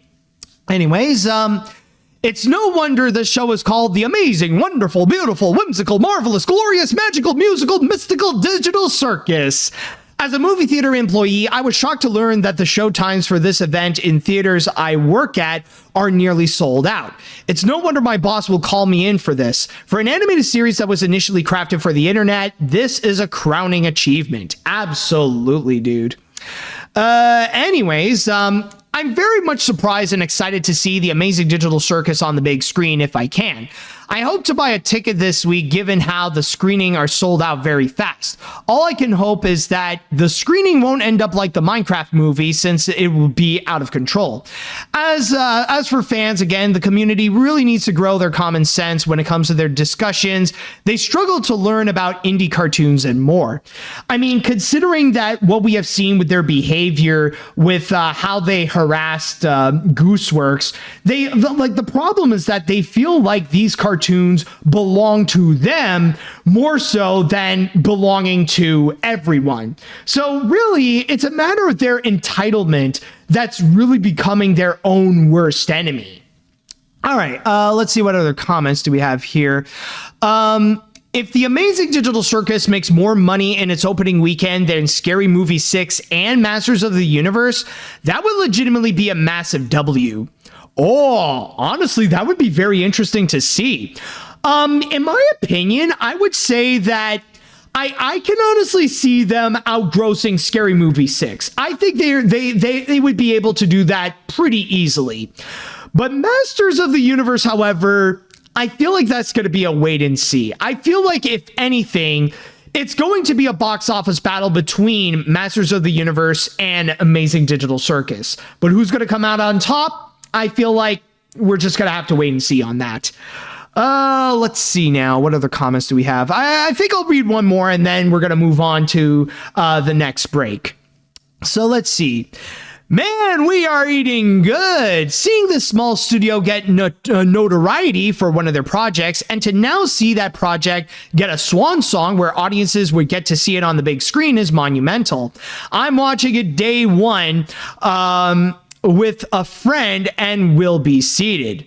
All right, awesome. So again, for those of you who are hyped up to go and check out the Amazing Digital Circus, The Last Act on the big screen, well, you better go and get your tickets now because apparently they are selling out pretty quickly. But do keep in mind, so from June 14th all the way up to June 18th, you'll get your chance to see the Amazing Digital Circus on the big screen. All right, so with that said, we're going to go on to our next break right now. And when we do come back, well, if the controversies related to Hexed or the Amazing Digital Circus isn't enough to go and convince you how toxic the cartoon community has been lately, then maybe this one absolutely will. Especially when it is the biggest proof that animation fans on Twitter do not care about the animators whatsoever. So stay tuned for that. Welcome back. Now, when it comes to our next story, this is possibly the prime example of this week, by the way, of the toxicity of the cartoon community. Because we have seen a few examples in this episode alone. And by the way, this is not even all of it. There have also been other times when the cartoon community got pretty toxic and they would go into their own harassment mode and just, going over the top with their outrage. But anyways, as I was talking about, we have discussed about the controversy with Hex and how it really does show that because they base their hatred on a conspiracy theory and getting mad over such small, minor things like a design, that it really shows how the Disney hate is now obviously manufactured and that they're only doing it just for engagement instead of being honest with their opinions. And if it's not enough with the Amazing Digital Circus, where a lot of their criticisms with Glitch Productions is nothing more but from a misunderstanding of what indie animation is, and that it really shows that most people in the cartoon community don't actually consume enough indie animation, especially when it's not on the internet, then maybe this incident will. Because this is honestly the biggest proof that when the cartoon community is upset and they want to go after big studios, they don't know what they're doing and they end up hurting animators instead of those big companies. So without further ado, let's go and discuss about the Last Airbender incident, or specifically the Legend of Aang incident. Now, earlier in the month, there was a Twitter user by the name of I'm Still Dissin'. And there was a time that he used to be a hacker with his friends where they would go and do their little hacking shenanigans. However, one of his friends from those days decided to share with him a movie that was meant to be released for Paramount Plus, which turned out to be the Legend of Aang movie. Now, I'm Still Dissin' didn't really think much of it, and he decided, you know what? I'll just go and share a little 2-minute clip on Twitter and see how everyone would react. You know, just do it for the lulz. However, it's safe to say that I'm Still Dissin' might have underestimated the power of The Last Airbender, considering that it is one of the most beloved Nickelodeon franchises of all time. So of course, when he would go and share that 2-minute clip on social media, or in this case Twitter, people went crazy for it. Like, they just went they ravaged all over it and analyzed every little thing that is presented in that little clip. And considering that he did also state that, hey, I actually got the whole movie, people were begging him to go and release the full feature. Just let it out there. But to I'm Still Dissin's credit, he resisted the urge to do so. He didn't want to go and do it. However, that doesn't change that it happened anyways. Not from I'm Still Dissin', but apparently another hacker from Singapore decided to go and release the entire movie and just post it all across social media, just so that everybody can go and actually see The Legend of Aang months prior to its official release this October. And for Paramount, you can imagine how it is a PR nightmare. And they tried to do everything in their power to go into each and every single post that would go and show clips or the entire movie of The Last Airbender and flag it down with a copyright notice. But even if they try, it is still spreading all across social media, even to this day, not just on Twitter, but in many other websites as well, like on Facebook, on Instagram, maybe on Blue Sky, on 4chan, and it's basically everywhere on the internet. And at that moment right there, animation fans thought that they had a victorious moment. They thought that this was a time that they could go and stick it to the man, or in this case, that they could go and stick it to Paramount, considering that they would go and say that this is payback for their decision of just giving it an unceremonious release on Paramount Plus. Because there was the controversy that did happen a while back, in which originally The Legend of Aang was meant to be a big screen movie, and they were ready to go and release that in theaters. But the problem was that Paramount then decided that they wanted to go and just take it out of the big screen and just release it on their streaming platform, Paramount Plus, which you can imagine many fans out there were highly disappointed, especially when Paramount Plus is not really that popular of a streaming platform. It is far from being on the levels of either Netflix or Amazon Prime or Disney Plus or anything like that. And even if people love Avatar: The Last Airbender so much, they're not really that keen on wanting to go and actually purchase a subscription of Paramount Plus just so they could go and watch the Legend of Aang movie. In fact, when they would go and try to describe why they would go and do it, they tried to justify that as like a piece of action. So I'm going to go and read you here from, oh boy, that went a little too high. Sorry about that. Just want to read you here a little excerpt from my source on The Hollywood Reporter, to which it states, Pointing to Paramount's pivot away from releasing the movie in theaters, some fans have defended their choice to illegally download the leaked movie. One common refrain: they would have pirated the film anyway since it would have premiered on Paramount Plus. In which one commenter on 4chan says, anyone watching the leak would have been watching it on Paramount Plus in the first place. It literally makes no difference. To which another person added, another praised the animation and said the movie deserves to be in theaters. You fund animation like this and you throw it on a dead platform without any fucking advertising. The leak is deserved. So by that point, everybody was celebrating. They thought that they got a massive win where not only did they get the Legend of Aang movie, but at the same time, they also got it in which they were able to go and stick it to Paramount, where they found a way to go and attack Paramount and hurt their bottom dollar, because now they don't need a reason to go and get Paramount Plus because they already got the Legend of Aang.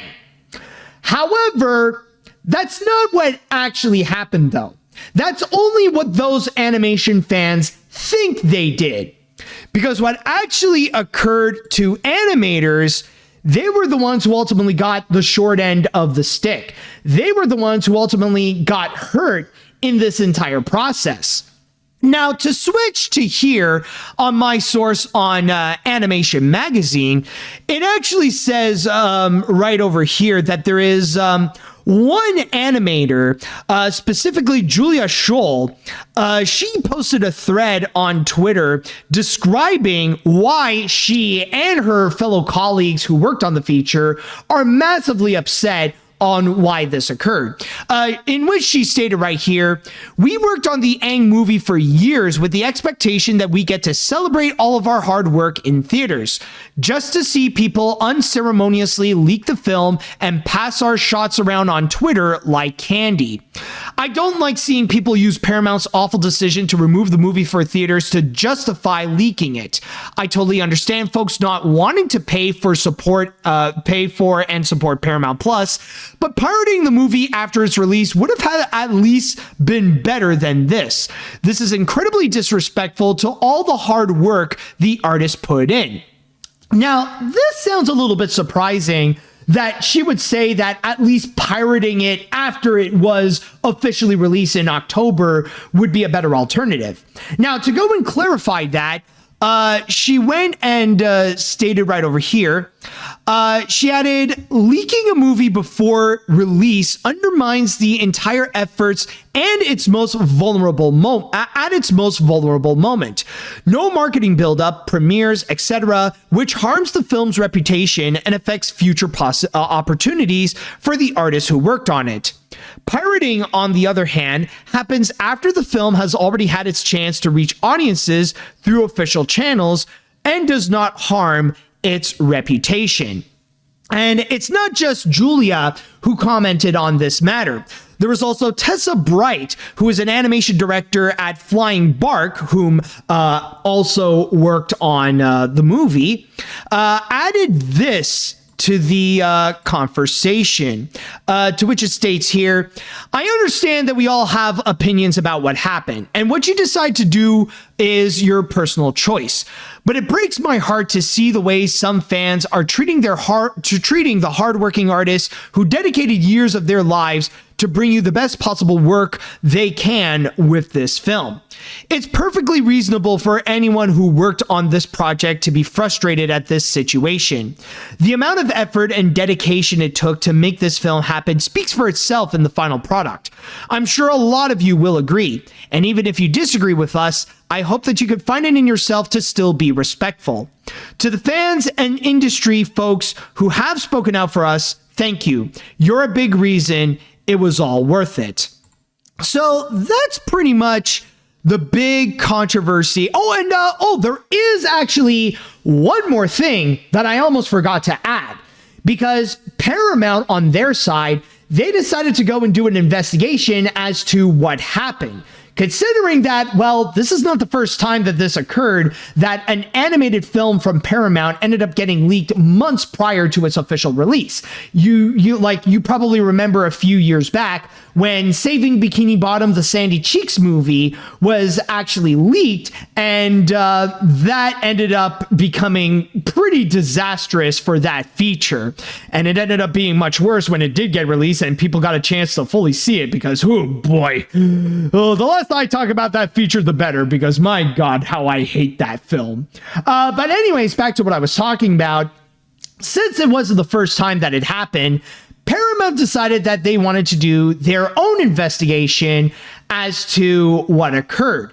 And they didn't come out with a full solution as of yet. Oh, and apparently some person also added that there's been multiple leaks that did happen with Paramount, actually. This is no coincidence, in which people in the chat are reminding me about the Plankton movie, and then there's also the Ren and Stimpy reboot, the Fairly Odd Parents, the New Wish also got leaked. So yeah, apparently they've been unlucky with all of these leaks. But in the case of The Legend of Aang, however, they have apparently come to the conclusion, and not a full conclusion, that wherever it came from, it's not in Paramount. In which my source here in Variety actually states, Paramount is investigating the online leaks of its upcoming film, The Legend of Aang, The Last Airbender.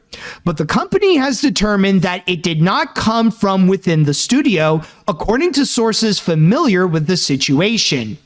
So that's pretty much the answer that they got so far. This could be ongoing. Maybe we'll know in the future who actually did go out of their way to leak the movie. But what they do know is that it's not from within. It's not like some secret agent in Paramount decided to go and leak The Legend of Aang onto the internet. So the source still remains to be seen where the hack ultimately came from.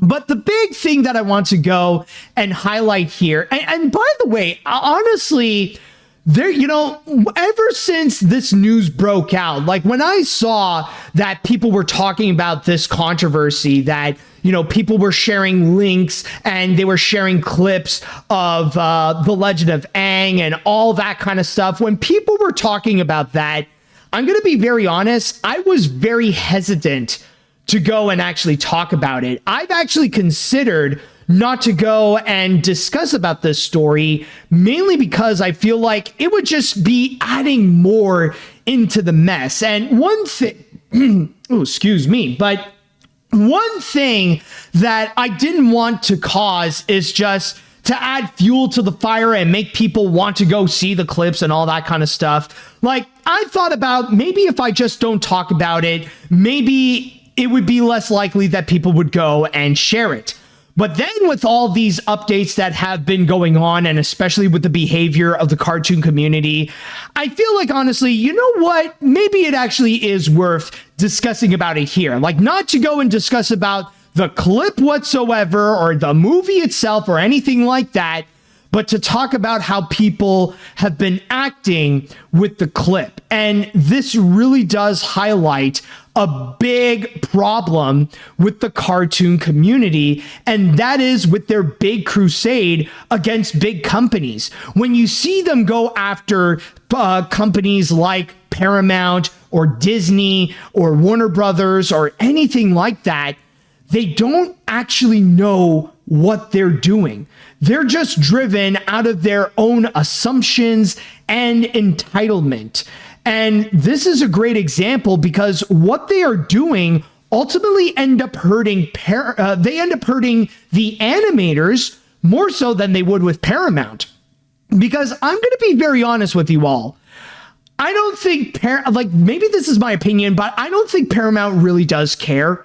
I don't think they really care all that much about what would ultimately happen with The Last Airbender. I mean, it speaks for itself, the fact that they decided to pull it out of the big screen and just put it onto Paramount Plus. So in that regards, I don't think they really see that much value onto the Legend of Aang movie in the first place. So with the fact that it would ultimately be leaked online months prior, especially when they've had experience with getting their animated projects leaked again and again and again, in that regard, like, I don't think they would get that much of a reaction, and I don't think that it would really hurt them that badly. So Paramount doesn't really care.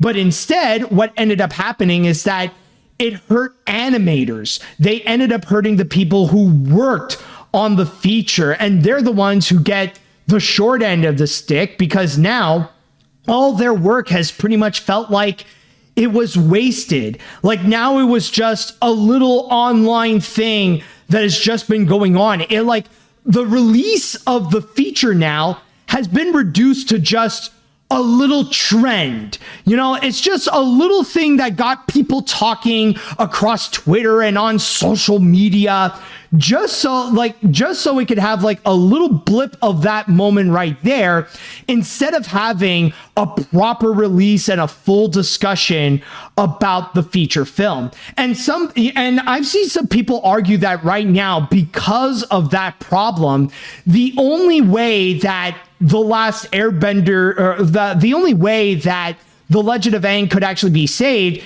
is if it would be released on the big screen.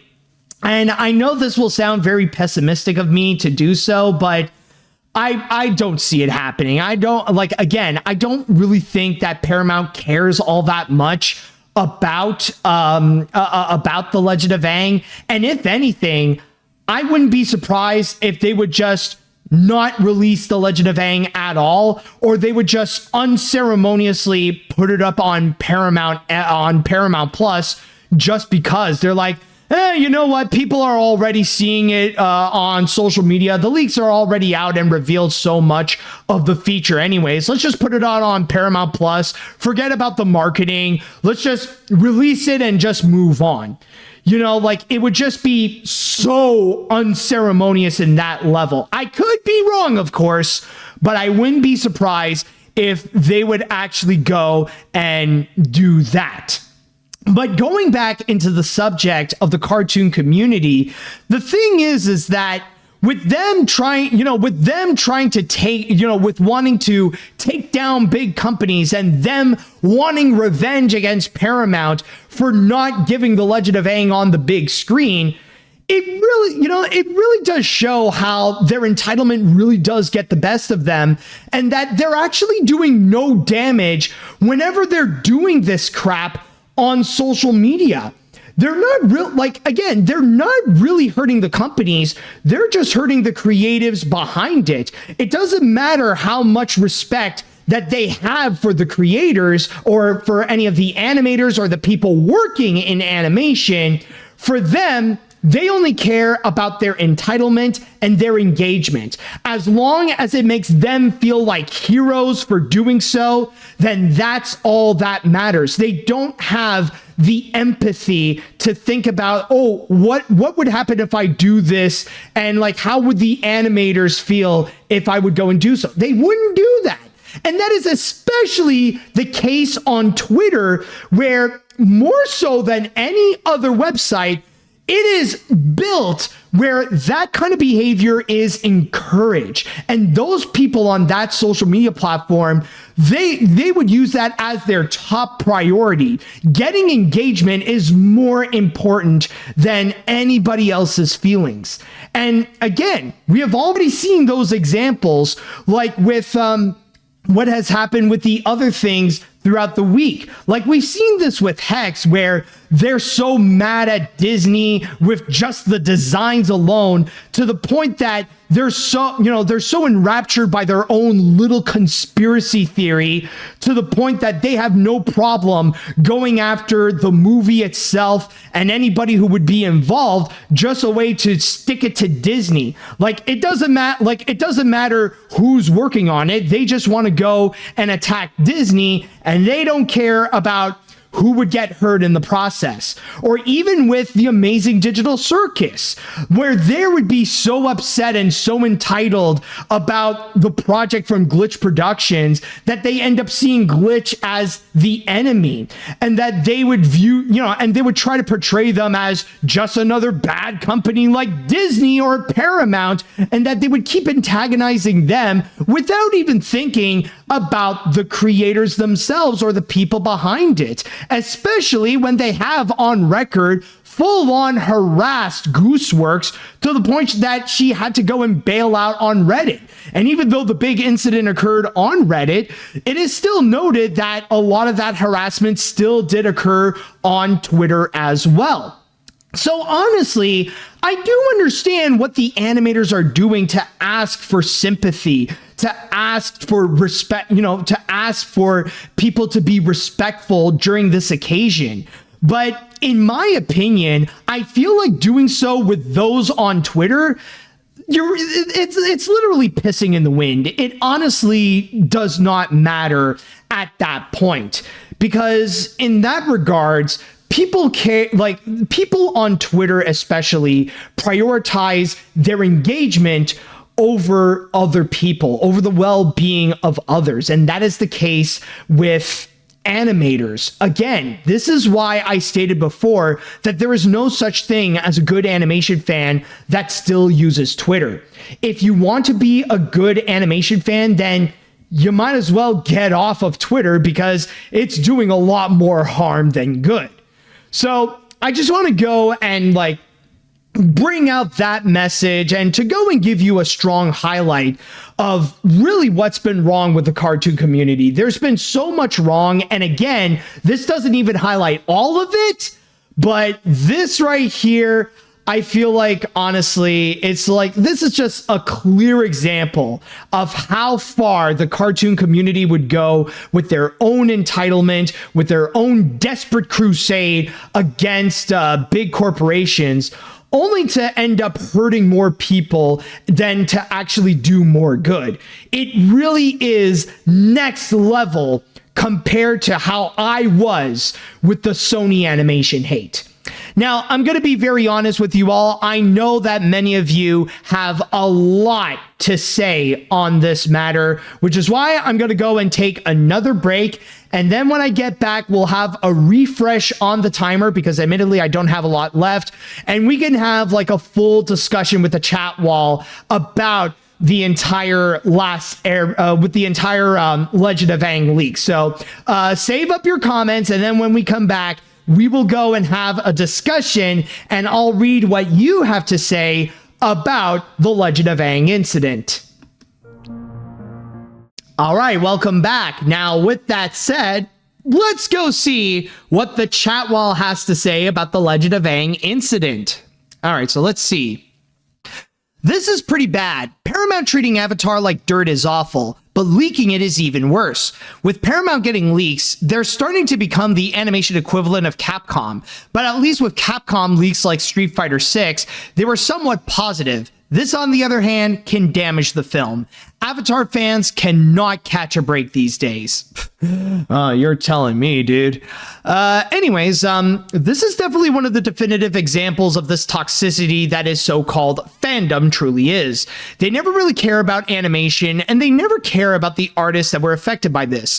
What's the point of loving animation if one that claims that they care about artists don't? Oh wait, I absolutely can, and I don't need this fandom. I'm personally thankful that I get to know the amazing people in the industry and that they absolutely deserve the respect from me. That's nice. Let's see now. First of all, F. Ellison and executives at Paramount for bad security and messing up film production. Second, F the toxic community for attacking animators and artists. Leaking a film on social media is a nightmare, and people who worked on the film had their celebrations ruined before the film's release. You still get to celebrate, but part of the magic is gone. By the way, did you see Pete Docter's dumb comments on Pixar's scrap film Be Fry from the article through The Hollywood Reporter? But honestly, I don't even want to know because, funny enough, that whole controversy occurred when I went to my weekend trip in Toronto.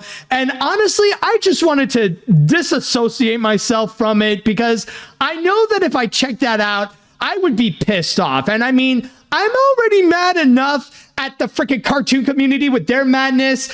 I don't want to know like the big problems with this. Like, I know it's bad. This is not to say that I'm going to defend Pixar or Disney with that thing.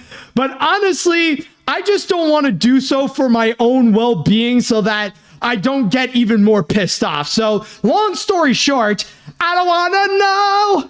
Please don't show it. I don't want to know about the beef fry madness. Tell me less. Please don't show it. Please do not show me something that's so cringy.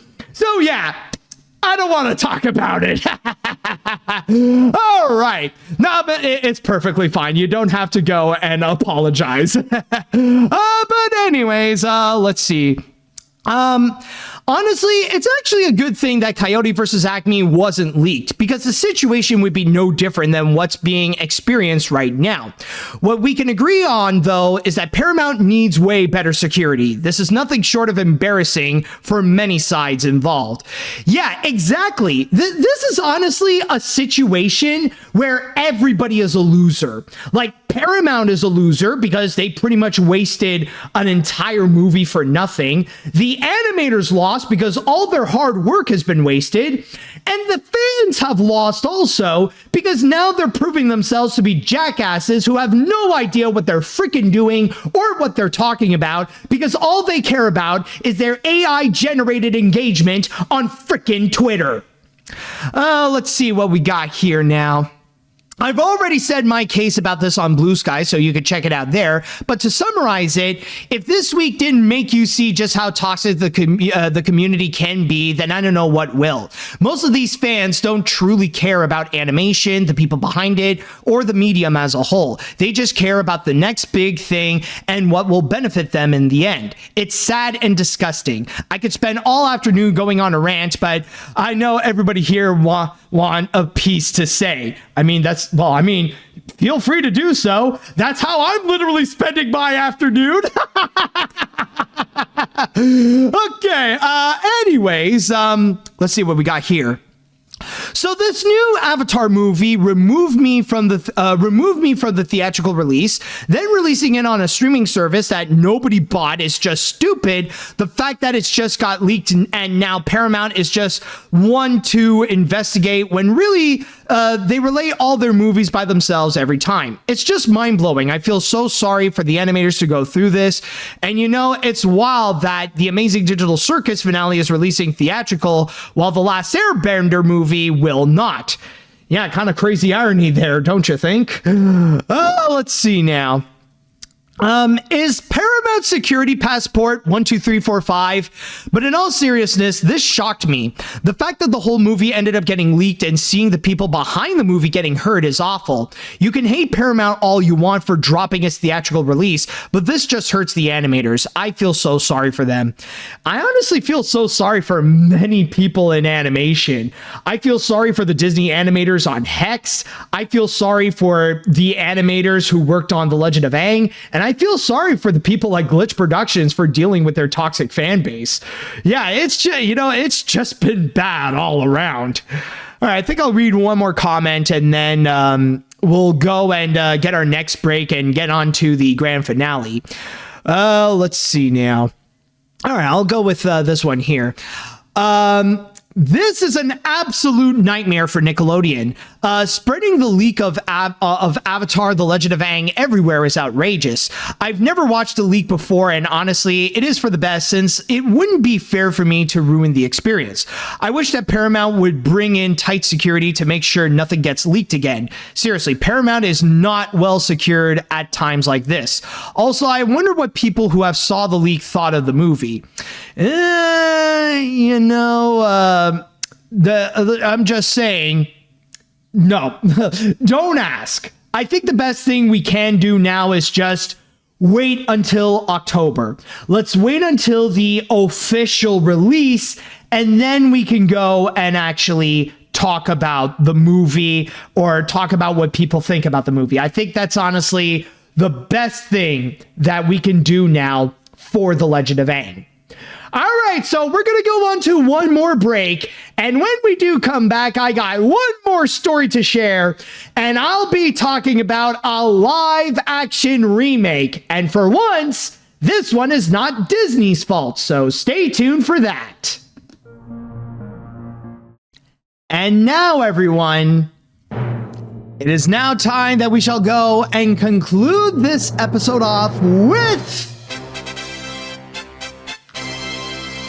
the grand finale. I should have put my headphones before. I should have thought that before, so I would have timed that well. But anyways, that's just a minor issue that, it doesn't matter that much. But yes, for this grand finale, however, I know that there was a lot that we had to go and let out in terms of the cartoon community, but this time around, we're going to go and change the subject, and we shall go and discuss about a live action remake that's going to be coming out. And like I said it before, no, this is not going to be from Disney for once. So you cannot go and use this in order to go and get your AI generated likes on freaking Twitter and stuff like that. No, instead, this is actually a very surprising reveal that this, out of all movies, is going to be getting a live action remake, especially when this is actually going to be coming from Amazon MGM Studios. And in a way, we can really put the Amazon into this, considering that it is a big theme related to this feature that I'm going to talk about. So with that said, let's go and talk about the live action remake of FernGully. Yes, Amazon MGM Studios has revealed that they are going to be working on a live action remake on the 1992 animated feature FernGully, The Last Rainforest.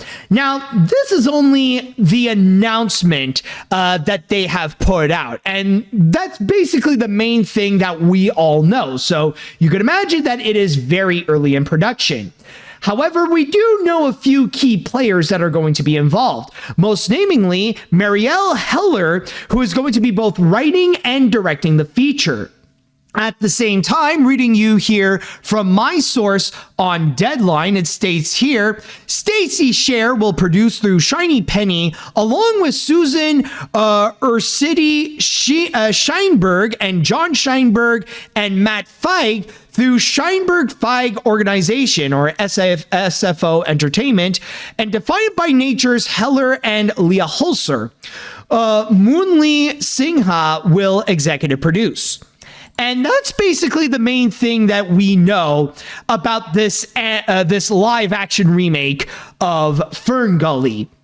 Now, I will admit that many years ago, I actually did do a review of FernGully, and I'm going to be honest with you all that personally, I'm not really that much of a fan of the movie. I mean, I'll give it that, yes, the animation is very nice, but outside of that, though, it didn't really stick it to me, or not really stick it to me, but I mean more like it didn't really appeal to me. I didn't really find it all that great, especially when so much of it just feels like it's just trying to cash in on Disney's major success at the time, especially after Disney's big success with The Little Mermaid, and the environmental message it hands out, like, it feels too heavy-handed. Like, it went a little too preachy with its environmental message. And this is not even to mention that some of the songs are not really that great, admittedly. I know that there are some fan favorites out there, like especially with the Toxic Love, the Tim Curry villain song. But then again, it's freaking Tim Curry who's singing it, so of course he would make it awesome. But outside of that, though, honestly, like, I know it has its audience. I know it has people who love the feature and are very nostalgic for it. But honestly, it's not for me. I don't find it to be a great or even that good of a movie. So when I saw the announcement that they would go and try to make a FernGully live action remake, I looked at this and I thought to myself, what? Like, honestly, I felt very perplexed by it. Like, okay, I get that there are, I get that recently, like just a few years ago, there was a company that went and fully bought out the FernGully IP. Specifically, I believe it was SFO Entertainment that would go, like, I could be wrong, by the way. Feel free to correct me if I am wrong in that case, but there was a company that went and they bought out the IP of FernGully alongside Shout Factory. So Shout Factory would go and be in charge of the distribution of home entertainment. But the thing is that the company wants to try to go and try to really make FernGully a big name, like to really reboot it as a franchise. And they want to go all out with so many different ideas of what they want to do with the FernGully property. And I guess one of the ideas that they want to do is try to do a live action remake of the feature. So, okay, I get the idea of trying to reboot FernGully as a franchise, but is a live action remake gonna be ideal for this? Like, are people really asking for it? And I mean, like, yeah, I know nowadays it's pretty cringy to go and say that nobody wants to watch this, but honestly, in this case right here, I feel like I'm having a hard time trying to figure out who is it for. Like, maybe there is a person or maybe there's a group of people out there who would want to go and see a live action remake of FernGully, The Last Rainforest. But honestly, I'm having a hard time trying to figure out who is this movie targeted towards? Who are they going to make this movie for? Is it really going to be a new generation of audiences who want to go and check this out? Because the idea of this being a live action remake is not going to make much sense. I mean, say what you will about the ones that are already released, whether it be like How to Train Your Dragon or all of Disney's live action remakes. At least they are remakes of movies that are popular. At least they are remakes of stuff that can be easily recognizable. Rather it be like with Moana or with Snow White or with Pinocchio or with The Little Mermaid or whatever, at least they are easily recognizable IPs that anybody can go and recognize. But nowadays, are there people out there who really do remember FernGully? Like, if you think way past the animation community, if you look past animation fans, does the general public actually remember FernGully? I don't know. I feel like I would have a hard time, like, if they want their first shot of FernGully, like, would they recognize it? I feel like they would be rather confused if they heard that this is a live action remake and they would think that, wait, there's an animated feature that already exists here? Like, in that regards, I feel like it doesn't make sense to try to appeal to them because they would just be confused by it. You know, confused of an animated IP that is like way past its prime and somehow getting the live action remake treatment. But then again, there is also the factor of the people who are fans of it. Like, if you think about the fans and people who are nostalgic for FernGully, The Last Rainforest, is it really for them? Because when I shared this on social media, of course, everybody went and said the same thing. And I'm sure you've heard of this before. We already got a live action remake of FernGully. It is called Avatar. Like, everybody would go and make that comment there. But when it comes to people who are actually fans of FernGully, when they loved it, they actually brought up some strong points where they stated that because there will not be those factors in, they're not going to go and watch it, or they already declared it as a lost cause.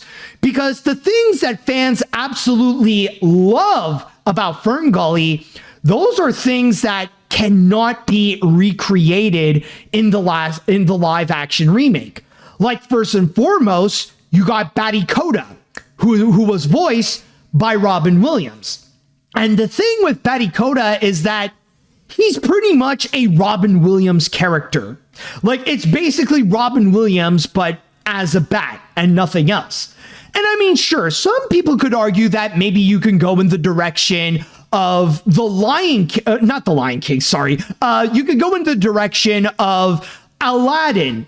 You know, you could do like the Aladdin remake and just get a different recognizable actor where they would put in their own spin on the character. And it worked out fine in the live action remake of Aladdin with Will Smith as the genie. Like, of course, it's not as good as Robin Williams, but it worked well in the context of that. And maybe they could pull something off in this remake of FernGully with Batty Koda. But again, it's just not going to be the same. Like, when fans think of Batty Koda, they want to think Robin Williams. And whoever's going to be playing Batty in this case, it ain't going to work out. It's not going to hit as well as Robin Williams.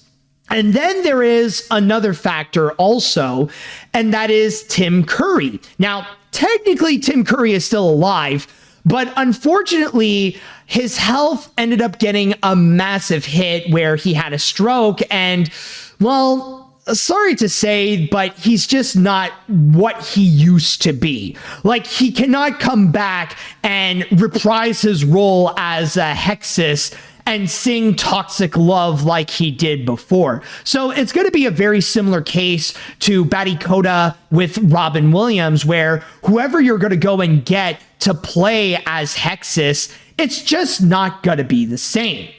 And this is not even to mention, by the way, of the fact that you're taking away the animation, which is one of the better parts of the movie, and replacing it with live action, which usually these live action remakes have a terrible reputation of just taking the animation and just replacing it with blind live action sets and stuff like that.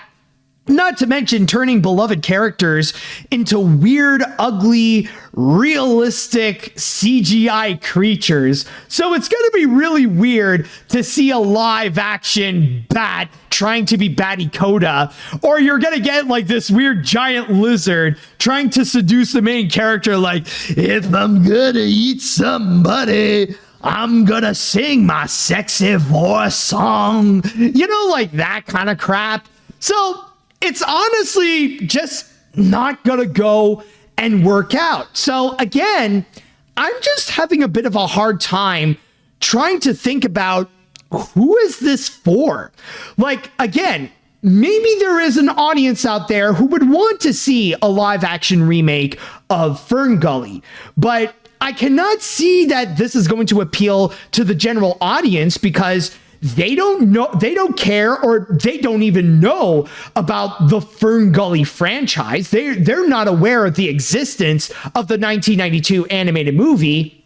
And when it comes to the fans, when it comes to the people who do love the animated feature, they're not going to be that into it because whatever they're going to do in order to recreate the original, well, that magic is not going to be the same, especially when it's going to be very clear that you're not going to have people like Robin Williams or Tim Curry to be in there, and let alone you're not going to have that same colorful animation that is one of the better parts of FernGully: The Last Rainforest. So, and this is not even to mention like some of my own criticisms. Like, for me, I just find it to be so weird that they're going to be bringing back FernGully, because for me, FernGully feels like a film that really is a product of its time, and it's so obviously from the 1990s. Like, you think about like the main, you know, like the main character, you think about the main guy who got shrunk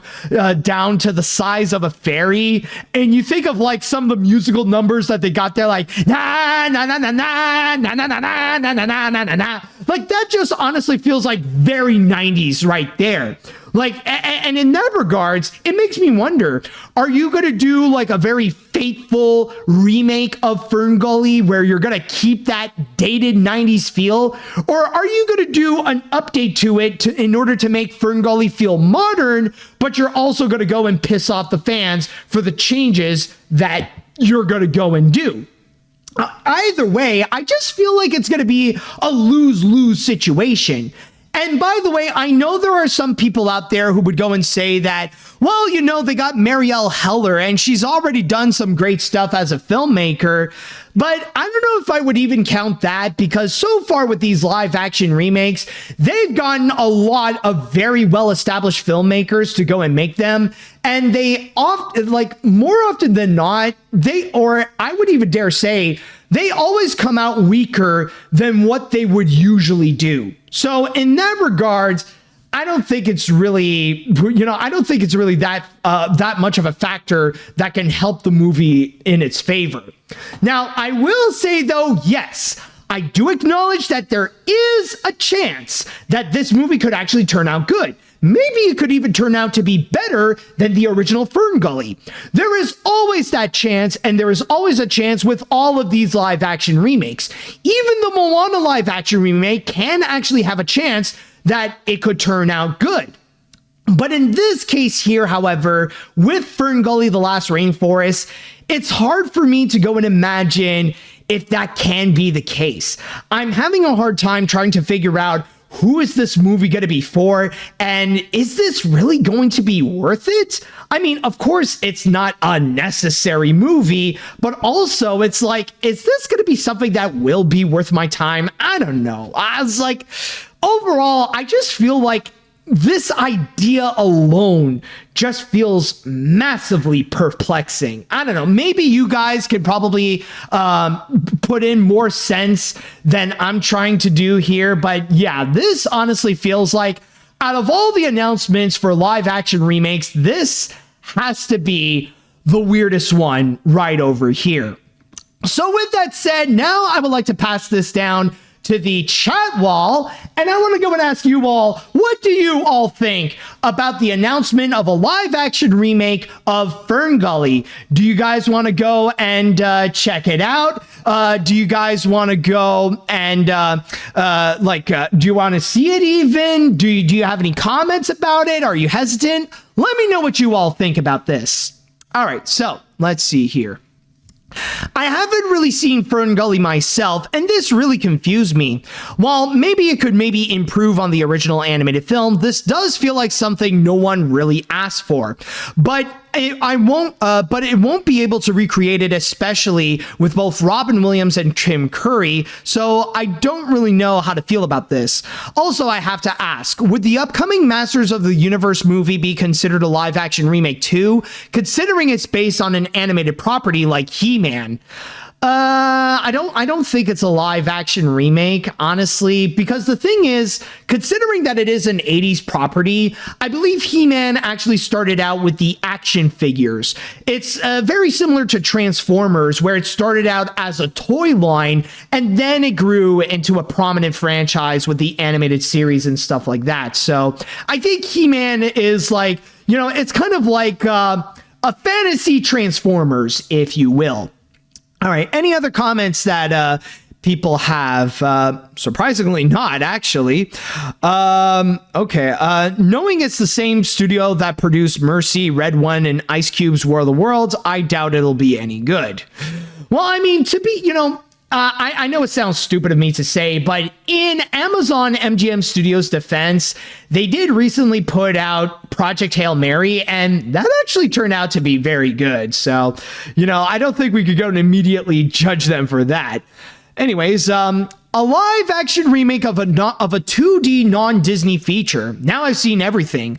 Although I am in no hurry with this adaptation, I will take some solace in knowing that at least actors, visual effects artists, and writers will have jobs. I guess that's something, maybe? It's like, I don't know, that's what I'll say. It's like, well, I guess you're right. It's something. Okay, oh wow, will the cartoon community praise this remake just to spite Disney? They did it with How to Train Your Dragon despite it being just as unnecessary. Oh wow. That would be, honestly, I would not put it past them. I can imagine they would sink to those new lows where they would go and try to consume, they would consume this going like, yeah, take that, Disney. We're better with our FernGully remake with our non-Robin Williams and our non-Tim Curry. We're better than Disney for liking this. Oh boy. Anyways, I think I'll read one more comment and then we'll cap this off. So FernGully is getting a live action film. First and foremost, who asked for this? No one said that. Firmly, it's not a big hit, had its modest success, and some of the reviews are just okay. But who is this for the nostalgic people, for new people? I don't know. Also, this is the same studio that also trying to get rumors about a live action My Little Pony movie. No, honestly, I don't think it's happening. Like, I did hear about a My Little Pony live action remake. It's not happening. Like, that is nothing but a delusional rumor. But anyways, with that said, I think that should do it for this epic episode of AniMat's Crazy Cartoon Cast. And oh boy, what an amazing episode we went through. I'm going to need a break after all that. I think you could hear it in my voice that it's becoming a little bit hoarse. So honestly, I'm going to need some tea after this. Holy crap, dude. But before I go, by the way, if you would like to go and follow for more crazy adventures on what's to come in the wild world of animation and animation news, then don't forget to go and subscribe to the AniMat's Crazy Cartoon Cast YouTube channel and the AniMat Live Twitch channel. At the same time, if you guys are following me on whatever, or if you guys are listening to whatever podcast service you are listening to with this, rather it be on Spotify, Apple, Google, and more, then don't forget to go and follow me there as well. So with all that said, I'd like to say thank you all so much for listening. Thank you all so much for watching. And until next time, see you later, dudes.